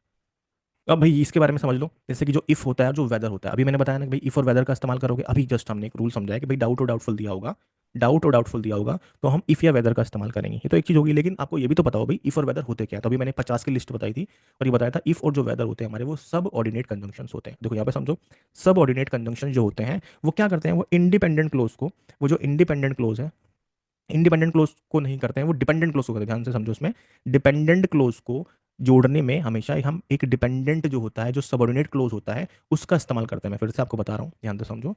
इफ और जो वेदर है वो हमारे सब ऑर्डिनेट कंजंक्शंस होते हैं। एक बार फिर से बताता चल, मैं थोड़ा सा बीच में गलत आपको बता दिया पढ़ते समय, एक बार दोबारा बताता हूँ, फिर से सुनिए। देखो उसको, इफ और वेदर, डाउट और डाउटफुल के लिए मैंने बताया आपको। इफ और वेदर आपको पूछ लेता है कि भाई इफ और वेदर है क्या, आप बताओगे ये कंजंक्शन है। कौन सा कंजंक्शन है, सब ऑर्डिनेट कंजंक्शन है। ये किसको जोड़ने का, कौन सी क्लोज को जोड़ते हैं, आप कहोगे सर ये डिपेंडेंट क्लोज को जोड़ते हैं। और डिपेंडेंट क्लोज का ही दूसरा नाम होता है सब ऑर्डिनेट कंजंक्शन। तो ऐसे आप इसको कनेक्ट करो, सब ऑर्डिनेट कंजंक्शंस सब ऑर्डिनेट क्लोज को जोड़ने का काम करते हैं। और जो सब ऑर्डिनेट क्लोज होती है उसी को ही डिपेंडेंट क्लोज बोला जाता है। देखो अगर आपको याद हो तो मैंने आपको जो कंडीशनल सेंटेंस बताया था उसमें बताया था ना कि जब आपको इफ दिया हो, इफ क्लोज दे रखा हो प्रेजेंट में, तो हम किसका इस्तेमाल करेंगे, हम विल का इस्तेमाल करते हैं। अगर आपको ध्यान हो तो वही दे रखा है कि जो इफ है वो हम कंडीशन बनाने में भी कर देते हैं, ठीक है। चलो तो देखो ये धीरे धीरे करके चीजें आती हैं, बार बार ये रोटेशन बेसिस आप देखोगे। हम लास्ट रूल देख लेते हैं, सपोजिंग इफ का। लास्ट रूल 35 देख लेते हैं, सपोजिंग इफ। तो सपोजिंग इफ होता है वो ग्रामेटिकली गलत होता है। सपोजिंग इफ ये दोनों को दोनों इस्तेमाल, ये सुपर फ्लुइड्स की तरह काम करेगा। भाई सपोज भी दे रखा है, इफ भी दे रखा है, तो नहीं। तो अगर क्वेश्चन में सपोजिंग इफ दे रखा है तो क्वेश्चन गलत हो जाएगा।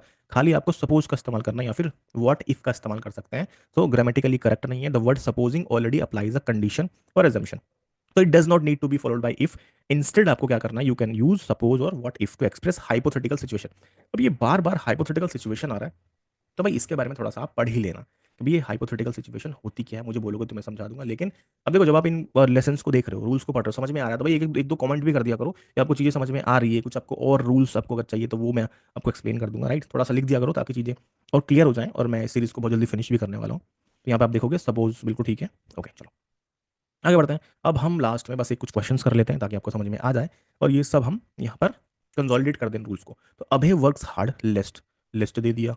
ये बताया था ना कि तीन तरह से इस्तेमाल होता है, हाइपोथेटिकल सिचुएशन में भी इस्तेमाल करते हैं इसको, नेगेटिव सेंस में नेगेटिव आउटकम ना निकल जाए। देखो यहाँ पे समझो कि Abhay works hard lest he should, अभी बताया था ना आपको, अभी मैंने जस्ट इस रूल को देखोगे आप यहाँ पर, ये आपको दिखा देता हूँ यहाँ पर, ये एक रूल था, लेस्ट के साथ में हमेशा शुड का इस्तेमाल करते हैं। अभी जस्ट मैंने आपको बताया था, ये ध्यान रखो, शुड का इस्तेमाल करेंगे, वरना कोई भी हमारी जो मॉडल्स वर्ब होगी उसका इस्तेमाल आप नहीं करोगे, ठीक है।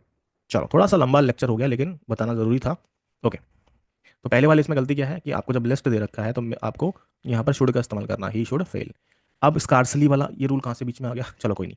ये रूल मैंने आपको ऑलरेडी पहले ही शायद पहले वाले लेक्चर में बताया था मैंने उसको, स्कार्सली दिया होगा तो तीन बातों का ध्यान रखना है कि आप पार्टनर देखो, यहाँ पर यही गलती है, वैन का इस्तेमाल करते हैं स्कार्सली के लिए, फिर इन्वर्जन ठीक है, हेड के साथ थर्ड फॉर्म दी है, तो ये बिल्कुल ठीक है। यहाँ पे क्वेश्चन में सी पार्ट में गलती थी, बी पार्ट में गलती है, अब ये बी होगा, ये सी है, ये डी है, ठीक है। तो यहाँ पे देन नहीं, वैन का इस्तेमाल करेंगे। अब आगे समझो, द रीजन, अभी क्वेश्चन बताया था ना एक, the reason he is sad is because he fail in examination. तो रीजन मैंने अभी क्या बताया था, जब क्वेश्चन में आपको रीजन या फिर रीजन वाई दे रखा हो, रीजन वाई दे रखा हो, तो आपको बिकॉज का इस्तेमाल करना नहीं है, आपको दैट का इस्तेमाल करना। अभी जस्ट मैंने आपको बताया था इसके बारे में, जैसे जब वो मैं आपको डाउट और डाउटफुल वाला क्वेश्चन करा रहा था, ठीक है। सपोजिंग इफ दे रखा है, जल्दी से बताओ इसमें क्या हम सपोजिंग इफ इस्तेमाल कर सकते हैं, अभी मैंने आपको बताया।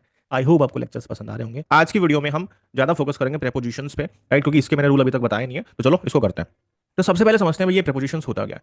भाई ये एक पार्ट्स ऑफ स्पीच होता है, सबसे पहली बात तो यही समझिए। कितने पार्ट्स ऑफ स्पीच होते हैं, टोटल मिला के 8 हमारे पार्ट्स ऑफ स्पीच होते हैं। प्रेपोजिशन का काम क्या होता है भाई, जैसे यहाँ पे सेंटेंस में देखो, the book is on the table, तो आप कहोगे ऑन, और इस वाले सेंटेंस में शी लिव्स इन मुंबई, तो यहाँ पर ये ऑन और इन यहाँ पे प्रेपोजिशंस क्या है, यहाँ पर ये प्रेपोजिशंस है। अब देखो ये एक रिलेशन बताता है, जो प्रेपोजिशंस होते हैं वो रिलेशन बताता है नाउन के बीच में या फिर प्रोनाउन हो सकता है, मतलब वो एक सब्जेक्ट का, जैसे कि बुक का और टेबल का वो रिलेशन बता रहा है कि भैया कैसे वो है, उनकी लोकेशन को, मतलब कि प्रेपोजिशन का काम क्या होता है कि मतलब कि रिलेशन बताना इनके बीच में, नाउन और प्रोनाउन का किसी दूसरे नाउन प्रोनाउन के साथ में कैसे इंडिकेट करता है वो, जैसे कि डायरेक्शन को, प्लेस को, टाइम को, कोज को, मैनर को, पोजीशन को। पोजीशन मतलब होता है अधिकार बताना, मतलब कि क्या इंडिकेट करते हैं भाई, वो रिलेशन तो बता रहा है किसी दो सब्जेक्ट के बीच में, ये नाउन प्रोनाउन का किसी दूसरे के साथ में, लेकिन वो किसको देखते हुए, तो आप ये कहोगे कि सर उसमें कभी कभी तो लोकेशन को बताते हैं, जैसे कि इसमें प्लेस और लोकेशन बता रहा है क्या, कि जैसे कि जो बुक है वो टेबल को देखते हैं उसकी पोजीशन क्या है, कि भाई जो बुक है वो टेबल के ऊपर रखी हुई है इस तरह से, तो वहां पे क्या है, लोकेशन बताया, जैसे कि शी लिव्स इन मुंबई, तो यहाँ पर लोकेशन बताई गई कि वो मुंबई में रहती है, राइट। तो मतलब अभी हम समझ रहे हैं कि प्रेपोजिशन का काम क्या होता है, जैसे कि प्लेस को बताना, लोकेशन को बताना।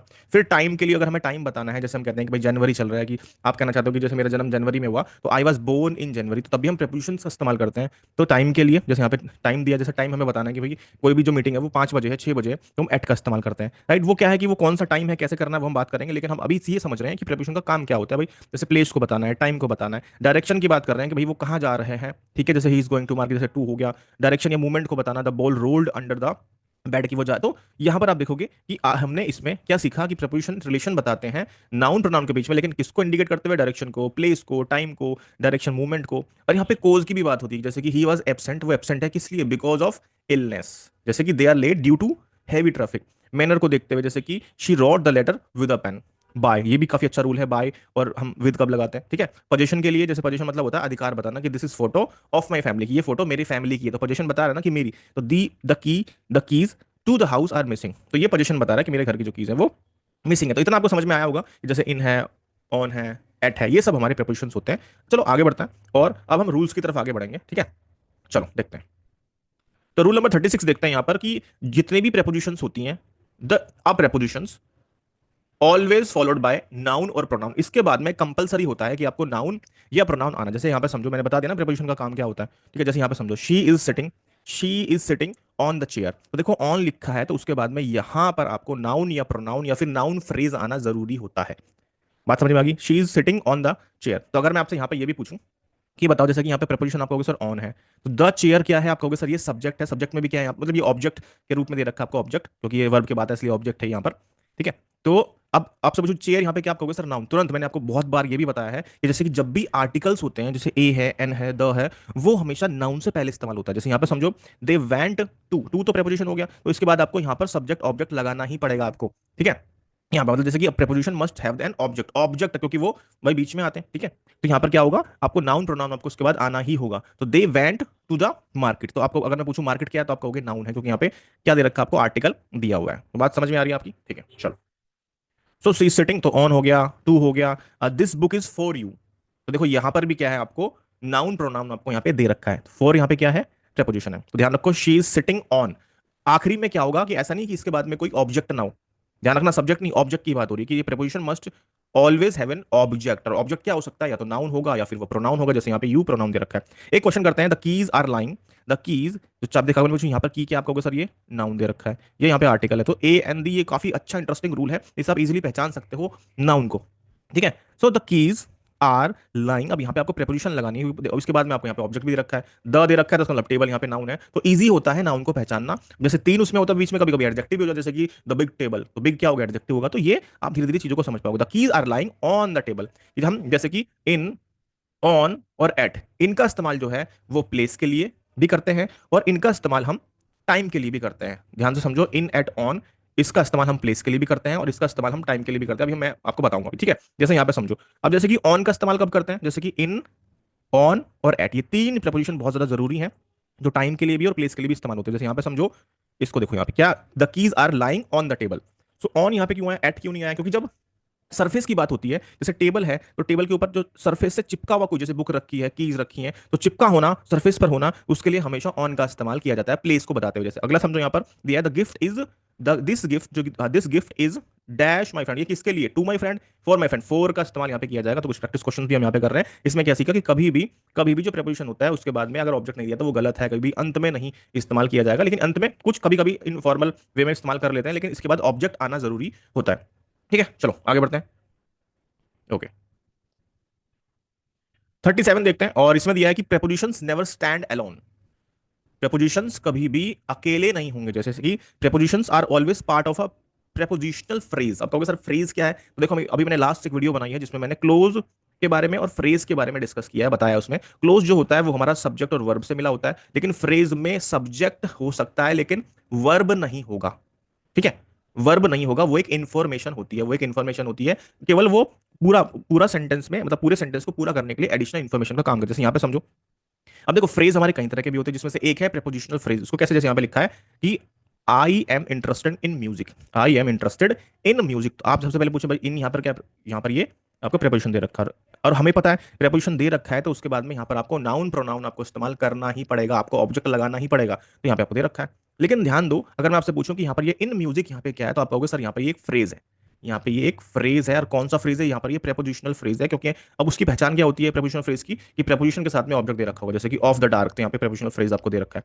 अब ये भी रूल ध्यान रखना, अभी मैंने बताया कि प्रेपोजिशन दिया होगा तो उसके बाद ऑब्जेक्ट जरूर इस्तेमाल किया जाएगा। अब देखो यहाँ पे द दे रखा है, तो डार्क क्या है, एक नाउन है, ध्यान से उसको कर सकते हैं, ठीक है। यहाँ पे कुछ गलतियां दी, जैसे कि आई एम इंटरेस्टिंग इन, नहीं ये नहीं होगा, शी इज अफ्रेड ऑफ, नहीं, इसके बाद ऑब्जेक्ट आना जरूरी है, किससे भाई, किससे डर लगता है, अफ्रेड ऑफ किससे, तो ऑब्जेक्ट का आना बहुत जरूरी है। जैसे कि यहाँ पे I am interested in what are you interested, तो अधूरा सेंटेंस आपको दे रखा है इसमें, ठीक है। अब देखो यहाँ पे एक क्वेश्चन दिया है कि आइडेंटिफाई द प्रीपोजिशनल फ्रेज, इसमें आपको बताना है प्रीपोजिशनल फ्रेज क्या है, तो he is looking for his phone, तो यहाँ पर ये जो दे रखा है आपको, ये पूरा का पूरा हमारा प्रेपोजिशनल फ्रेज दे रखा है। देखो एडजेक्टिव फ्रेज भी होता है, ठीक है, बहुत सारे फ्रेज होते हैं, लेकिन इसमें हम प्रेपोजिशन की बात कर रहे हैं, आप फ्रेज के बारे में और डिस्कस कर सकते हैं, पढ़ सकते हैं, ठीक है। यहाँ पे हमने कहा कि फॉर हिज जो फोन, पूरा का पूरा हमारा ये एक प्रेपोजिशनल फ्रेज दे रखा है, लेकिन इसमें प्रेपोजिशन क्या है, फॉर, यहाँ पे प्रेपोजिशन दी, उसके बाद ऑब्जेक्ट जरूर इस्तेमाल करेंगे, यहाँ पे ये नाउन दे रखा है हमें, एक हमें हाँ नाउन दिया यहाँ पे एक। चलो आगे बढ़ते हैं, अगला दिया I am thinking dash my future, तो I am thinking about my future, ठीक है, तो फ्यूचर यहाँ पे एक नाउन है, माई यहाँ पर एक एडजेक्टिव दिया, वो भी पॉजेसिव एडजेक्टिव यहाँ पे दे रखा है, ठीक है। चलो अब इसमें भी कंफ्यूजिंग होता है, जैसे माई हो गया, माइन हो गया, ठीक है, देयर हो गया या देयर्स हो गया, ये काफी कंफ्यूजिंग रहता है कि कौन सा प्रोनाउन है कौन सा एडजेक्टिव है। तो आप एक काम करो, देखो कुछ रूल्स देखो, ये तो 50 रूल तो हो ही गए, लेकिन इसके अलावा ना मैंने एक और सीरीज स्टार्ट की थी, उसको मैं पूरा नहीं कर पाया, लेकिन उसमें क्या था, मैंने एक रूल को बहुत अच्छे से समझाया और मैंने उसको इसमें इंक्लूड नहीं किया। आप प्लेलिस्ट में जाओगे ना तो वहाँ पे 100 रूल्स मैं धीरे धीरे कवर कर रहा हूँ, लेकिन वो मैं बिल्कुल डीप कवर कर रहा हूँ, अगर आपको लगता है तो आप उनके, अभी मैंने 6 से 7 रूल कवर किए हैं उसमें, तो आप जाके उन सबको देख लेना, वो मैंने इसमें इंक्लूड नहीं किए, राइट, वरना फिर वो रिपीटेशन हो जाता, इस वजह से आप उनको भी देख सकते हैं, उसमें मैंने अच्छे से कुछ रूल्स बता रखे हैं, आप वहां पे उसको देख सकते हो। यहाँ पे क्या आएगा, आई am thinking about my future. चलो आगे बढ़ते हैं और चलिए, ओके। 38 नंबर का रूल देखते हैं, अब यहाँ पर क्या दिया है, प्रेपोजिशंस शो रिलेशंस बताते, देखो यहाँ पे तो इसमें सिर्फ मैं आपको बता देता हूँ, यहाँ पर जैसे मैंने आपको भी बताया था, जैसे कि इन, एट, ऑन, इनका इस्तेमाल हम प्लेस के लिए करते हैं, और इन, एट, ऑन का इस्तेमाल हम टाइम के लिए भी करते हैं, ये दो चीज मैंने आपको टाइम के लिए, प्लेस के लिए। अब मैं आपको सबसे पहले टाइम के लिए थोड़ा सा बता देता हूं कि भाई टाइम के लिए इनको कैसे देखते हैं, ध्यान से समझो। अब जैसे कि जैसे एट दिया है, एट हम यूज करते हैं जो हमारा फिक्स टाइम होता है, जो हमारा फिक्स टाइम होता है, जैसे मैं कहता हूँ 4 बजे, 5 बजे, 6 बजे, या फिर मैं नून की बात करता हूँ तो 12 बजे होता है वो हमारा, राइट। जो भी टाइम हमारा फिक्स टाइम होता है उसके लिए हम एट का इस्तेमाल करते हैं। जैसे यहाँ पे दिया है we will meet at 5 PM, तो टाइम के लिए हम इन तीनों का इस्तेमाल कर सकते हैं, इन, एट, ऑन, लेकिन एट का इस्तेमाल करेंगे जो हमारा फिक्स टाइम होगा, ठीक है। ओके। उसके अलावा देखते हैं टाइम की अगर बात करें, जैसे इनका इस्तेमाल हम अगर टाइम के लिए बोल रहे हैं, तो जैसे कि यहाँ पे आपको दे रहा है टाइम के लिए, जैसे जुलाई की बात कर रहे हैं, मतलब जो भी समय जो वो हमारा होता है वो एक दिन से ज्यादा का होता है, जैसे कि जुलाई एक दिन से ज्यादा होता है, ठीक है। अब मैं कहता हूँ जैसे कि, अब मैं आज की बात करूंगा, जैसे कि आज का जो, जैसे मैं कहता हूँ जैसे आज संडे है, संडे एक दिन का है, तो जो टाइम होता है जो एक दिन का होता है, जैसे आपका जन्मदिन हो गया, कोई एनिवर्सरी हो गई, संडे, मंडे, ट्यूसडे, कोई डेट दे रखी है जो एक दिन का है, तो हमेशा उसमें ऑन का इस्तेमाल किया जाएगा। जैसे यहाँ पे समझो वी विल मीट, मंडे दे रखा है तो एक दिन का टाइम है, तो आप उसमें किसका इस्तेमाल करोगे, ऑन का इस्तेमाल आपको करना होगा। समझ पा रहे हैं सभी, ठीक है। लेकिन एक दिन से ज्यादा का टाइम होगा, जैसे जुलाई हो गया, समर हो गया, विंटर होगा, तो आपको इजीली समझ पा रहे हैं कि इनका इस्तेमाल होगा, कि आई वॉज बोर्न इन जनवरी, फरवरी, जुलाई, अक्टूबर, इस तरह से करके आप इसको समझ पाएंगे। जैसे यहाँ पे क्वेश्चन दिया तो we will meet on Monday दे रखा है, एक दिन का टाइम है। जैसे मैं अगर कोई डेट की बात, जैसे कि 23 मार्च की मैं बात करता हूँ, ठीक है, 1931, अब ये डेट काफी इंपॉर्टेंट है, राइट, आप बता सकते हो उसके बारे में। तो यहाँ पर जो डेट दे रखी तो हम उसके लिए ऑन का इस्तेमाल करेंगे, लेकिन खाली मार्च दिया होता, मार्च, तो फिर हम किसका इस्तेमाल करेंगे, हम इनका इस्तेमाल करेंगे। कोई ईयर दे रखा है तो हम इनका इस्तेमाल करेंगे, ठीक है। तो एक दिन के टाइम के लिए ऑन का इस्तेमाल करेंगे। देखो ये तो समझ में आ गया आपको, एट, इन और ऑन की कहानी आपको समझ में आ गई। अब देखो जो दिन के जो हिस्से होते हैं, जैसे कि जो पार्ट ऑफ टाइम होता है, जैसे कि इन द मॉर्निंग, तो उस केस में जो हिस्से होते हैं पूरे दिन के, उसमें हम इनका इस्तेमाल करते हैं, तो वो भी आपको समझना पड़ेगा, ठीक है। चलो अब हम बात करते हैं प्लेस के बारे में, हम बात करते हैं प्लेस के बारे में, इन तीनों की, एट, इन और ऑन के बारे में। तो अगर सरफेस की बात हो रही है, सरफेस की, जैसे बताया था, टेबल की बात हो रही है, द फोन इज चिपका हुआ रखा है, the phone is on the table, तो बिल्कुल सही, यहाँ पे ऑन का, ऑन बिल्कुल यहाँ पे सही है, ऑन लगाएंगे। सरफेस की अगर बात, जैसे कि दीवार के ऊपर कोई पेंटिंग लगाई तब भी हम ऑन का इस्तेमाल करेंगे। कवर की बात करते हैं, बुक के कवर की, तब भी हम ऑन का इस्तेमाल करेंगे, ठीक है। अब इनका इस्तेमाल प्लेस के लिए करेंगे, जो छोटे प्लेस होते हैं उसके लिए एट का इस्तेमाल करते हैं, जो बड़े प्लेस होते हैं उसके लिए इनका इस्तेमाल, जैसे कि शी लिव्स इन दिल्ली, तो बट बिग प्लेस की बात हो रही है तो इनका इस्तेमाल करें। लेकिन एक ही सेंटेंस के अंदर अगर एक छोटा प्लेस आ, जैसे दिल्ली में अगर मैं मुखर्जी नगर की बात करता हूँ, मुखर्जी नगर, तो आप इसके लिए एट इस्तेमाल करोगे, इसके लिए इनका इस्तेमाल करोगे। तो ये भी ध्यान रखना, एक सेंटेंस में एक बड़ा प्लेस एक छोटा प्लेस दिया है तो किसका इस्तेमाल किया जाएगा, हम बड़े प्लेस के लिए इन, छोटे प्लेस के लिए एट इस्तेमाल करेंगे, ठीक है। दूसरा समझो, अगर खाली विलेज लिखा है, खाली विलेज लिखा है, कोई नाम नहीं लिखा, तो विलेज के लिए इन इस्तेमाल करते हैं, हमेशा ध्यान रखना किसी सेंटेंस में, in village, I live in village. छोटा प्लेस है तो आप सोचोगे सर एट का इस्तेमाल होना चाहिए, लेकिन विलेज दे रखा है तब आप उसमें इनका इस्तेमाल करोगे, ठीक है। इसके बहुत सारे रूल्स हैं, अगर आप चाहो तो पढ़ सकते हो, जैसे लिखा है ये तो मैंने बता दिया आपको, यहाँ पे भी बता दिया आपको। अब एट का इस्तेमाल समझो, एट का इस्तेमाल किसी पॉइंट के लिए करते हैं, ये काफी इंपॉर्टेंट है। जैसे मैं बस स्टॉप की बात करता हूँ, मैं दरवाजे की बात करता हूँ, मैं कोई किताब पढ़ रहा हूँ, मैं किसी पेज पर हूँ, पेज 234 पे हूँ मैं, तो एट का इस्तेमाल करूँ। कोई दरवाजे पर है तो एट का इस्तेमाल, रेलवे स्टेशन, किसी पॉइंट की हम बात करते हैं, वहां से लोकेशन की बात करते हैं, तब हम एट का इस्तेमाल करेंगे, ठीक है। चलो आगे कुछ और एग्जांपल्स देने से, डायरेक्शन के लिए he is going to the office, direction के लिए, ठीक है। The bird flew over the tree, लेकिन आप इसमें क्या चीज नोटिस कर रहे हैं कि जब भी प्रपोजिशन आ रहा है तो उसके बाद में ऑब्जेक्ट जरूर इस्तेमाल किया जाएगा, वो नाउन या प्रोनाउन होगा। तो यहाँ पे तो आप इजीली समझ पाओगे कि यहाँ पे आर्टिकल दे रखा है तो तुरंत यहाँ पे कहोगे सर ये ऑफिस यहाँ पे नाउन है, ट्री यहाँ पे नाउन है, तो इजीली अब आप समझ पा रहे हैं कि भाई कैसा होता है सब चीजों में, राइट। तो जैसे कि शी जम्प्ड, तो इन और इनटू की भी एक कहानी होती है कि इनका इस्तेमाल हम करते हैं जो स्टैटिक कोई चीज होती है, लेकिन इनटू का इस्तेमाल करते हैं जब मूवमेंट की बात होती है, जब मूविंग कोई चीज होती है तब हम, जैसे कि she jumped into the river. लेकिन ध्यान रखो अगर एंटर एक वर्ब दे रखा है एंटर, तो एंटर के बाद ना इन इस्तेमाल करते हैं ना ही इनटू इस्तेमाल करते हैं, उसको ध्यान रखना। ये मैंने आपको एक रूल में बताया था, कुछ ऐसे वर्ब होते हैं जिसके बाद में आपको प्रपोजिशन लगाना ही लगाना नहीं है, ठीक है। बिल्कुल नहीं लगाओगे एंटर के बाद, तो ना तो इन आएगा ना इनटू आएगा, सीधा आएगा शी एंटर्ड, ठीक है, इस तरह से करके शी एंटर्ड द रूम, इस तरह से, या फिर हाँ, ठीक है, समझ में आ गया होगा आपको, ओके।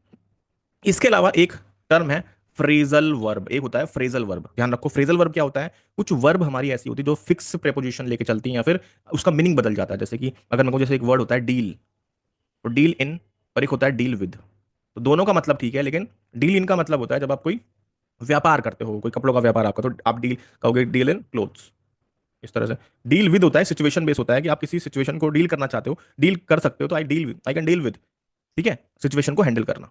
चलो, तो आई होप चीज़ें समझ में आ रही हैं। थोड़ा सा लंबा लेक्चर हो सकता है क्योंकि बताना जरूरी था, ठीक है। मैं छोड़ भी नहीं सकता क्योंकि ये आपको पता होना ही चाहिए।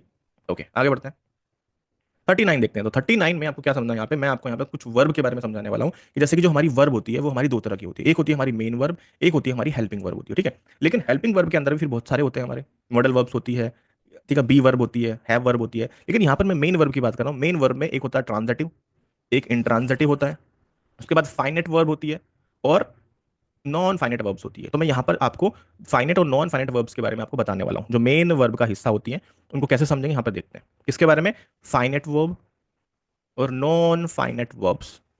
कैसे, फाइनेट वर्ब्स क्या होती है, जैसे ध्यान से समझो, फाइनेट वर्ब्स वो होती हैं जो समय के साथ, टेंस के साथ बदल जाती है। जैसे यहाँ पे समझो, जो जैसे एग्जांपल के साथ बताऊंगा, जैसे यहाँ पे समझो she walks to the store, she walks to the, जैसे यहाँ पे टू दे रखा है, प्रीपोजिशन है, यहाँ पर आपको ऑब्जेक्ट दे रखा है, तो ये आर्टिकल दिया तो यहाँ पे नाउन होगा, तो ये सब चीज़ समझते रहो। जैसे कि शी वॉक्स, तो यहाँ पे समझो ये अगर मैं पूछूं ये मेन वर्ब दिया है, तो आप कहोगे सर, अब आपसे पूछूं कि बताओ ये वर्ब फाइनेट है, ये नॉन फाइनेट वर्ब, आप कहोगे ये यहाँ पर फाइनेट वर्ब है, क्योंकि अगर मैं यहाँ पर, ये डिपेंड किस पे कर रही है, शी पे डिपेंड कर रही है। अगर मैं यहाँ पे दे लिख दूं, दे, तो यहाँ पे मुझे एस हटाना पड़ेगा, या फिर शी वॉकिंग, तो वॉक का वॉकिंग हो जाएगा। तो ये चेंज हो रही है किसके साथ में, जब टेंस बदल रहा है या फिर नंबर ऑफ पर्सन बदल रहे हैं, फर्स्ट सेकंड थर्ड पर्सन हो रहे हैं, या फिर प्रेजेंट पास्ट फ्यूचर की बात हो रही है, तो वो चेंज हो जाते हैं, वो एग्रीमेंट शो करते हैं, तो इसलिए इनको बोलते हैं फाइनेट वर्ब बोलते हैं। जैसे कि they were studying for their exam, तो ये चेंज वहां पे चेंज कर सकते हैं ना, हम स्टडी को कहेंगे, ठीक है, तो मतलब वो बदल जाते हैं। लेकिन जो नॉन फाइनेट वर्ब्स होते हैं, मैं आपको इसके बारे में बताऊंगा अभी, इसको समझिए। यहाँ पे नॉन फाइनेट वर्ब्स ये बदलते नहीं है सेंटेंस में, और मेन वर्ब का काम करते ही नहीं है। देखो ध्यान से समझो, वर्ब्स, नॉन फाइनेट वर्ब्स कैसी होती हैं, जस्ट वेट।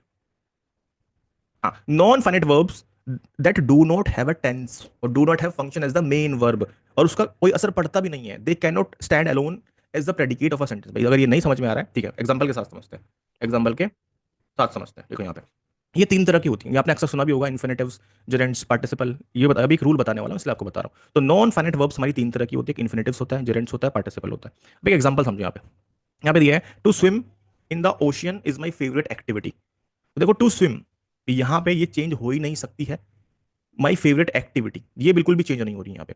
अब देखो ध्यान से समझो, इसमें इसकी पहचान क्या होती है, इन्फिनेटिव्स की पहचान होती है दीज वर्ब्स आर फॉर्म्ड, इसमें टू का इस्तेमाल होगा और बेस वर्ब होगी। बेस वर्ब मतलब कि फर्स्ट फॉर्म का इस्तेमाल किया जाएगा, बेस वर्ब मतलब कि फर्स्ट फॉर्म का, जैसे कि टू स्विंग, यहाँ पे आपको दे रखा है टू स्विम, तो ये यहाँ पर क्या है, इसकी पहचान बता रहा हूँ आपको अभी, इसकी पहचान बता रहा हूँ।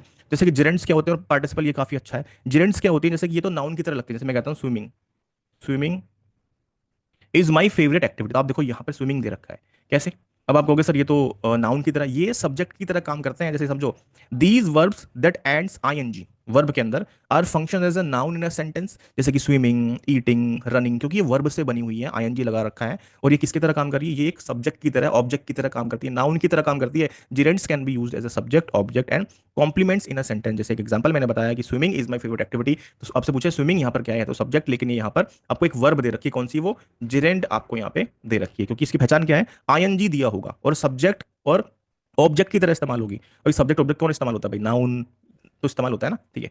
अब पार्टिसिपल क्या है, ये भी, इसमें भी आईएनजी का इस्तेमाल करते हैं, इसमें भी आईएनजी का इस्तेमाल करते हैं, लेकिन इसकी सबसे बड़ी पहचान क्या है कि ये एडजेक्टिव की तरह इस्तेमाल होता है, ये नाउन के लिए इस्तेमाल होता है। जैसे कि द स्विमिंग पूल, तो पूल यहाँ पर क्या है, एक नाउन है, आर्टिकल दे रखा है, तो ये नाउन है, बीच में क्या होगा, एक एडजेक्टिव। तो ध्यान रखो, these verbs that can function as adjective, कुछ वर्ब एडजेक्टिव की तरह काम करते हैं in a sentence, describing noun और प्रोनाउन, प्रोनाउन को डिस्क्राइब करते हैं, जैसे स्विमिंग पूल हो गया, ईटन फूड हो गया, रनिंग शूज होगा, आईएनजी लगता है और ईडी का भी इस्तेमाल होता है, मतलब एक दो उसकी फॉर्म होती है, आईएनजी और ईडी फॉर्म, लेकिन ये किसके तरह इस्तेमाल होगी, एडजेक्टिव। तो यही चीज समझ लो कि फाइनेट वर्ब्स क्या होती हैं, फाइनेट वर्ब्स वो होती हैं जो बदल जाती हैं, नॉन फाइनेट वर्ब्स होती हैं वो तीन तरह की, इन्फिनेटिव्स, जेरेंट्स, पार्टिसिपल, ठीक है। इन्फिनेटिव्स क्या होता है, टू प्लस बेस फॉर्म, बदलती नहीं है बिल्कुल भी। जेरेंट्स में आईएनजी लगता है, लेकिन ये एक सब्जेक्ट की तरह काम करती है, ऑब्जेक्ट की तरह काम करती है। पार्टिसिपल क्या होता है, इसमें आईएनजी और ईडी का इस्तेमाल होता है, लेकिन ये एडजेक्टिव की तरह काम करती है। चलो अब थोड़ा सा समझ में आया होगा, अगर लगता है कि हाँ और जानना है तो देखो, ये तो एक कह सकते हैं, यहाँ पर मैं रिवाइज के लिए आपको बता रहा हूँ, और आपने पहले पढ़ रखा है इसलिए मैं यहाँ पर इसको कवर कर रहा हूँ। देखो 40 नंबर का रूल देखता हूँ, यहाँ पे क्या आपको दे रखा है, उनको बताना जरूरी था यहाँ पे, ठीक है। यहाँ पे दिया है some prepositions are followed by specific verb form, अब यहाँ पे क्या दिया है, जेरेंट्स दे रखा है, इन्फिनेटिव्स दे रखा है। अब तो आपको बात समझ में आएगी जेरेंट्स क्या होते हैं, जेरेंट्स वही आईएनजी का इस्तेमाल किया होगा वर्ब के अंदर, लेकिन वो सब्जेक्ट ऑब्जेक्ट की तरह काम करते हैं। जैसे कि some prepositions are followed by gerunds, verb plus ING instead of base form. अब देखो इन्फिनेटिव्स क्या होते हैं हमारे, जो बेस फॉर्म की तरह इस्तेमाल होते हैं, जैसे यहाँ पे समझो two plus base form, two plus base form, ठीक है। चलो आगे दिया he is good at swimming, तो एट दे रखा है यहाँ पे, अगर मैं पूछूं आपसे, बताओ यहाँ पे स्विमिंग यहाँ पे क्या है, तो आपको मैंने बता रखा है जब भी कभी आपको प्रेपोजिशंस दे रखी है तो उसके बाद में ऑब्जेक्ट जरूर आएगा। ऑब्जेक्ट, अब ऑब्जेक्ट क्या हो सकता है, नाउन हो सकता है, वो प्रोनाउन हो सकता है, राइट। अगर मैं पूछूं ये यहाँ पर क्या है, तो ये नाउन की तरह इस्तेमाल हो रहा है स्विमिंग, सब्जेक्ट की तरह, ऑब्जेक्ट की तरह इस्तेमाल हो रहा है, यहाँ पे ऑब्जेक्ट है ना, बताया था प्रीपोजिशन के बाद हमेशा ऑब्जेक्ट इस्तेमाल होगा स्विमिंग, लेकिन यहाँ पर ये है क्या, ये एक वर्ब है जो एक ऑब्जेक्ट की तरह काम कर रही है, ठीक है, और वो है क्या, वो जेरेंट्स होती है, ठीक है। जैसे कि स्विमिंग हो गया, रनिंग हो गया, ठीक है। सेंटेंस में स्विमिंग को हम स्टार्टिंग में भी लिख सकते हैं, ठीक है। आपको मैं भी एग्जांपल बताऊंगा, जैसे कि she is afraid of speaking in public, तो स्पीकिंग यहाँ पर क्या दिया है, यहाँ पर एक जेरेंट दे रखी है आपको ये, ठीक है, ओके, जो एक ऑब्जेक्ट की तरह काम कर रही है। ऐसे नहीं कि he is good at swimming, swim ये गलत हो जाएगा, he is afraid of speak, नहीं, स्पीकिंग यहाँ पे होगा, तो कुछ ऐसे प्रेपोजिशंस होते हैं जिसके बाद जिरेंड का इस्तेमाल करते हैं। तो देखो ये हमारे कुछ प्रैक्टिस बेस्ड क्वेश्चन है जो मैं आपको बता रहा हूँ। जैसे कुछ और एग्जांपल समझो यहाँ पे, इसमें क्या दिया है, जैसे यहाँ पर कॉमन प्रेपोजिशंस प्लस जिरेंड, यहाँ पे मैं लिखा है इंटरेस्टेड दे रखा है, गुड दे रखा है, टायर्ड, इन तीनों को याद कर लो। इंटरेस्टेड दिया है या फिर गुड दिया है या फिर टायर्ड दिया है तो उसके बाद में जिरेंड इस्तेमाल करना ही करना है। ये ज्यादा पूछे जाते हैं। गुड, जैसे आई आई एक क्वेश्चन होगा जैसे I am good at swimming, I am good at English, I am good at running, इस तरह से। तो जब कोई स्किल्स की बात होती है तो हम किसका इस्तेमाल करते हैं, यहाँ पे जिरेंड का इस्तेमाल करेंगे, ठीक है। तो एट का भी इस्तेमाल होता है। तो इंटरेस्टिंग इन गुड एट, ध्यान रखो, गुड के बाद एट आएगा, टायर्ड के बाद ऑफ आएगा। तो ये भी फिक्स है, ये भी फिक्स है, ध्यान रखना, इसको मैं इंपॉर्टेंट बता रहा हूँ, याद कर लो उसको, ठीक है। तो जैसे इसमें क्या दिया है, आई एम इंटरेस्टेड इन दे रखा है, प्रपोजिशन है आपको, लर्निंग दे रखा है, पूछो यहाँ पर ये क्या है, आप कहोगे सर इसके बाद तो ऑब्जेक्ट इस्तेमाल होता है हमेशा प्रपोजिशन के बाद में। और तो फिर मतलब ये यहाँ पर एक लर्निंग तो वर्ब की तरह लग रहा है, लेकिन ये यहाँ पर ये लर्निंग एक जेरेंड दे रखा है, पेंटिंग जेरेंड है, वर्किंग जेरेंड है यहाँ पर ये, ठीक है। क्वेश्चन दिया है she is thinking about to change her job. तो शी इज थिंकिंग दे रखा है, she is thinking, thinking about to change दे रखा है, तो इसमें आएगा she is thinking about changing her job. Hi everyone, कैसे हो आप सब। इस नई वीडियो में आपका स्वागत। तो इसमें हम 41 से लेकर और 55 तक के रूल कवर करेंगे। इसको मैं प्रस्तुत करूंगा प्रवीण भारती। चलिए इस सीरीज को खत्म करते हैं और इसके बाद तुरंत आपको नेक्स्ट जो उसका पार्ट है वो आपको मिल जाएगा। तो इस वाले क्लास में हम 5 रूल कवर करेंगे। वो अपोस्ट्रोफी को समझेंगे, अपोस्ट्रोफी से किस तरह के क्वेश्चन एग्जाम में पूछे जा सकते हैं। तो सबसे पहले चलिए देखते हैं कि ये जो अपोस्ट्रोफी है वो होता क्या है। जैसे अपोस्ट्रोफी एस जो होता है वो पॉजेसिव केस के लिए इस्तेमाल करते हैं कि जब हमें पोजीशन शो करना होता है, अधिकार बताना होता है किसी का, तब हम पॉजेसिव केस का इस्तेमाल करते हैं। जैसे कि जो आपको एस दिखाई दे रहा है, अपोस्ट्रोफी एस, तो इसका इस्तेमाल क्या होता है, कब करते हैं इसका इस्तेमाल। इसका इस्तेमाल हम जैसे कि हमें बताना है कि ये जो घर है, पर्टिकुलर घर है, ये मोहन का है। तो जब हमें इसको बोलना है तो हम कैसे कहेंगे इसको, हम कहेंगे मोहन्स हाउस। सबसे पहले मैं बता रहा हूँ कि जो अपोस्ट्रोफी है वो इस्तेमाल कब करते हैं, तो जब हमें अधिकार बताना होता है तब हम अपोस्ट्रोफी इसका इस्तेमाल करते हैं। जैसे यहाँ पर मोहन्स हाउस और राम्स साइकिल, तो इससे क्या पता चल रहा है कि साइकिल पर राम का अधिकार है, घर पर मोहन का अधिकार है, मतलब पॉजेसिव केस के लिए। पॉजेसिव केस मतलब क्या होता है, अधिकार बताने के लिए हम अपोस्ट्रोफी इसका इस्तेमाल करते हैं। ये बात आपको समझ में आ गई होगी। अक्सर जैसे कि अगर मैं आपसे कहूँ कि जैसे कोई किताब है, कोई किताब है, बुक है, वो अंकुर की है, तो हम कहेंगे अंकुर्स बुक, मतलब एस का इस्तेमाल कर दिया हमने। तो लेकिन ध्यान से समझो, अब जैसे कि यहाँ पर ये जो साइकिल है वो महेश की है, तो यहाँ पर देखो मैं इसको गलत क्यों बोल रहा हूँ, ये बात तो ठीक है, लेकिन देखो एक रूल होता है कि हम पर्टिकुलर जैसे कि किसी का अधिकार शो करना है किसी चीज पर, तो हम पॉजेसिव केस का इस्तेमाल करते हैं, मतलब अपोस्ट्रोफी एस यूज कर लेंगे। लेकिन जब हम ऐसे जैसे कोई नाम होते हैं जिसमें श साउंड आता है, जिसमें हिसिंग साउंड आता है, यही रूल हमारा सबसे फर्स्ट रूल यही है कि जैसे हम अपोस्ट्रोफी एस का इस्तेमाल करते हैं पॉजेसिव केस के लिए। लेकिन जब हम किसी नाम को बोलने में, जैसे कि हम बोल रहे हैं जीसस लाइफ, हम जीसस की लाइफ के बारे में बोल रहे हैं, तो जब भी हिसिंग साउंड आता है किसी नाम को बोलने में, या तो वो प्लूरल हो, ठीक है, या फिर उसमें पहले से ही एस दिया हो, हिसिंग साउंड दे रखा हो, तब उस केस में हम अपोस्ट्रोफी एस का इस्तेमाल ना करके अपोस्ट्रोफी साइन का इस्तेमाल करते हैं, जो आपको ये दिखाई दे रहा है। इसमें अगर ये एक और एस लगा देंगे तो वो गलत हो जाएगा। तो ये कुछ मैंने यहाँ पर वर्ड्स लिखे हैं, जैसे Jesus life, Socrates philosophy, Archimedes, peace. तो इसमें आप देखोगे कि लास्ट में जैसे महेश भी अगर हम बोल रहे हैं, महेश या सुरेश बोल रहे हैं, ठीक है, तब इसमें श साउंड आ रहा है, हिसिंग साउंड आ रहा है, तो उसमें आपको क्या करना है, यहाँ पर अपोस्ट्रोफी एस लगा, जैसे कि हम लिखते हैं ना कि मोहन हाउस, और इसमें महेश में खाली आपको जैसे कि हिसिंग साउंड आएगा तो खाली अपोस्ट्रोफी साइन लगाओगे, अपोस्ट्रोफी एस नहीं लगाना है। जैसे कस्टमर्स हो गया, अगर सबको सर इसमें कस्टमर में तो एस हिसिंग साउंड नहीं है, मैंने आपसे क्या कहा, या तो हिसिंग साउंड दिया हो या फिर प्लूरल, किसी नाउन का प्लूरल दे रखा है, जैसे यहाँ पे girls demand, customers complaint, Pythagoras theorem, तो इस केस में आपको तब भी अपोस्ट्रोफी एस का इस्तेमाल नहीं करना, अपोस्ट्रोफी साइन का इस्तेमाल करना, ठीक है। चलो आगे बढ़ते हैं।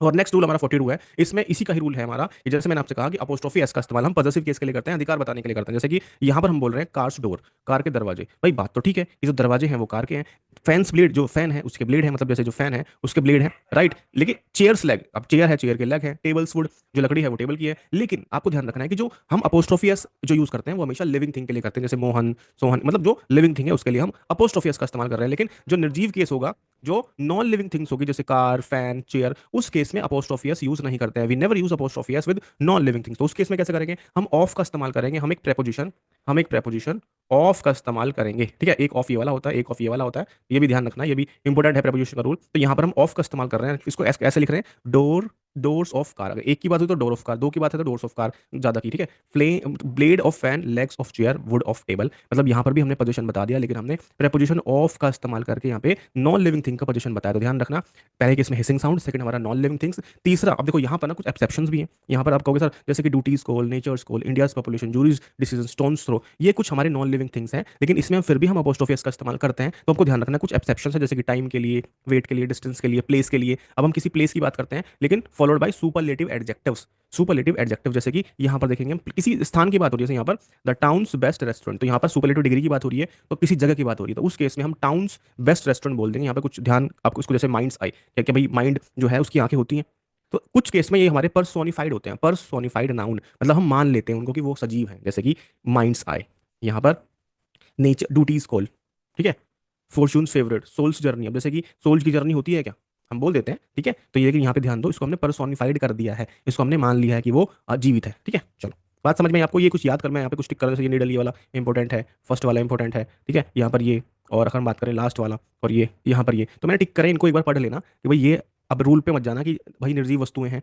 लाइक नॉन लिविंग थिंग्स है तो हम उसमें अपोस्ट्रोफी एस का इस्तेमाल नहीं करेंगे, लेकिन इसके लिए करेंगे तो एक्सेप्शन आपको ध्यान करना है, ठीक है। आगे बढ़ते हैं 43। अब इसमें देखो, अभी हिसिंग साउंड हमने पढ़ लिया, हमने हिसिंग साउंड पढ़ लिया, हमने पढ़ लिया कि भाई जो नॉन लिविंग थिंग्स होती है, नॉन लिविंग थिंग्स, उस केस में भी हम नहीं यूज करते हैं, लेकिन कुछ मैंने एक्सेप्शंस बताया आपको उसको, जैसे कि हमारा माइंड्स आई, वो आपको पढ़ना है, ठीक है। फिर हमारा अगला जो रूल है, हमारा थर्ड नंबर का रूल है, वो हमारा क्या कहता है, never use double double apostrophe in a sentence, एक सेंटेंस के अंदर, वो भी कॉन्टिन्यूअस, भाई यहाँ आ सकता है यहाँ आ सकता है अलग अलग, वो तो ठीक है, लेकिन कॉन्टिन्यूअस नहीं आएगा। देखो यहाँ पे हम ये क्या बोल रहे हैं, my wife's secretary's mother has expired, ठीक है, तो इसमें क्या बोले कि जो मेरी पत्नी है, उनकी जो सेक्रेटरी, उनकी जो माता है, तो यहाँ पे बड़ा रिलेशन बता दिया, मतलब लंबा रिलेशन हो गया, तो डबल अपोस्ट्रोफी यूज नहीं करोगे। फिर क्या करना है कि इसको हम एक ही अपोस्ट्रोफी का इस्तेमाल किया जाएगा, इसको लिखेंगे the mother of my wife secretary has expired. जैसे कि एक और क्वेश्चन दिया है, माई ब्रदर्स फ्रेंड्स फादर, तो ये भी गलत हो गया, my brother's friend's father has been arrested, तो क्या यहाँ पर गलती है, इसको ऐसे लिखेंगे the father of my brother's friend has been arrested, तो डबल अपोस्ट्रोफी कभी भी यूज नहीं करते हैं। अब आप मुझे, अगर आपको लगता है तो मुझे इसका आंसर बताओ कि यहाँ पर इसका सही आंसर क्या होगा, तो इनको याद रखो, लेकिन ध्यान करो कि शुरुआत में और अंत में आ सकता है, लेकिन कॉन्टिन्यूअस नहीं आएगा कि एक के बाद एक, तो वो होता है गलत। आगे बढ़ते हैं और रूल नंबर 44 की तरफ आगे बढ़ते हैं। इसमें ध्यान,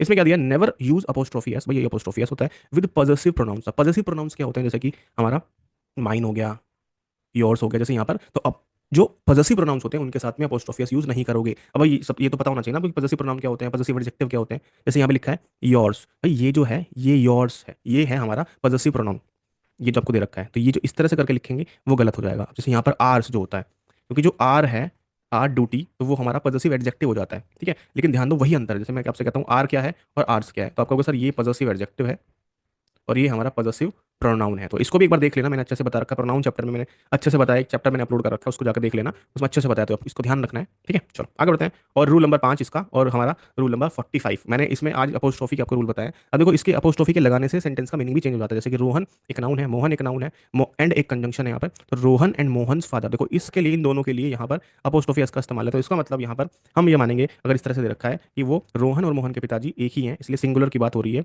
has come to meet you. Second में Rohan's father and Mohan's father, तो देखो अलग अलग अपोस्ट्रोफी का इस्तेमाल किया गया है, इसका मतलब यहाँ पे रोहन के पिताजी और मोहन के पिताजी दो पर्सन की बात हो रही है, तो यहाँ पर हम हैव का इस्तेमाल करेंगे, ठीक है। थर्ड में मतलब कि कुछ मिसलेनियस रूल है, nobody else life is so simple as yours, तो एल्स जहाँ पे दिया होगा उसको अपोस्ट्रोफी का आपको इस्तेमाल करना है, जहाँ पर भी एल्स दिया होगा। माई ब्रदर्स आंसर, बिल्कुल ठीक है, was better than anyone else, तब भी हम अपोस्ट्रोफी एल्स के साथ आपको इस्तेमाल करना है, nobody else, somebody else, anybody else, anyone else, ऐसे आपको ये ध्यान करना होगा, मिसलेनियस रूल है। आई होप आपको समझ में आया होगा, और इसी तरह से आगे बढ़ते रहिए, पढ़ते रहिए, और हम इस सीरीज को खत्म करते हैं तुरंत, आपको नेक्स्ट जो चैप्टर है वो भी आपको मिल जाएगा। Thank you for watching this.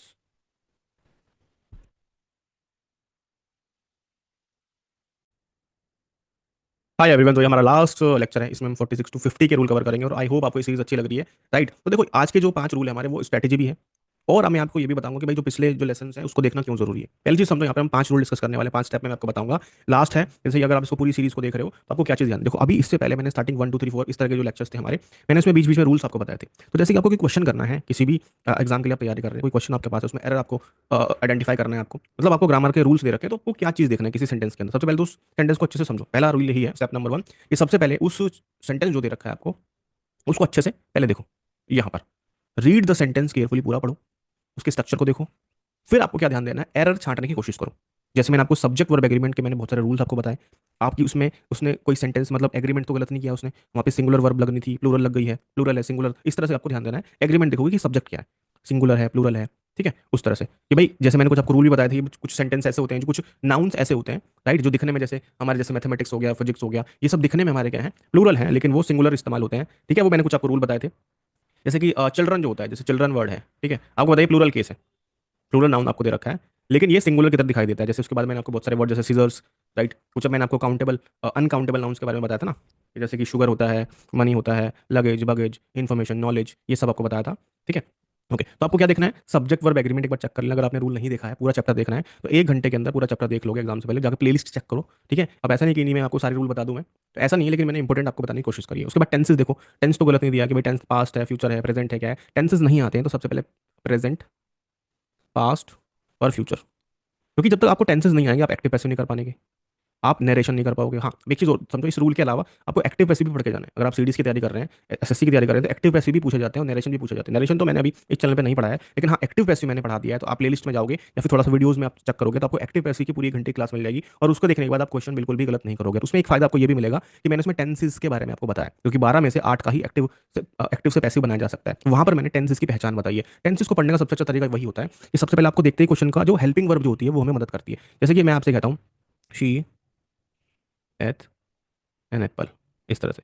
तो ये हमें जो हेल्पिंग वर्ब है, जो मेन वर्ब है, वो हमें मदद करती है किसी सेंटेंस को पहचानने के लिए। जैसे किसी में हैड दिया है, किसी में हैव दिया है, किसी में विल दिया है, तो यही तो हमें बता रहा है कि सेंटेंस फ्यूचर में है, पास्ट में है। तो ये थोड़ा सा देख लोगे। उसके बाद प्रेपोजिशंस के रूल, मैंने अभी एक क्लास में मैंने प्रेपोजिशन के रूल ही कवर करे थे कि भाई जो प्रेपोजिशन होती है उसके बाद में ऑब्जेक्ट जरूर इस्तेमाल किया जाता है। कुछ फिक्स प्रेपोजिशंस होती हैं, फ्रेजल वर्ब कुछ पढ़ के जाना। आर्टिकल के बारे में भी आपको मैंने बताया था कि जैसे कि कोई नाउन दे रखा है, उसी से पहले ही आर्टिकल का इस्तेमाल करते हैं। तो देख लो वहाँ पे ए लगा है, एन द लगा है, देख लो भाई जैसे कि ए दे रखा है, वहाँ पे एन लगना था, एन दिया है तो ए तो नहीं लगना है। तो इस तरह के रूल भी आप वहाँ पे छाटना शुरू करो, सेंटेंस में देखना शुरू करो, भाई वर्ब तो गलत नहीं है, टेंस तो गलत नहीं दे रखा है, प्रेपोजिशन तो गलत नहीं है, आर्टिकल तो गलत नहीं है। तो ये सब चीजें एरर में मदद करती है, ठीक है।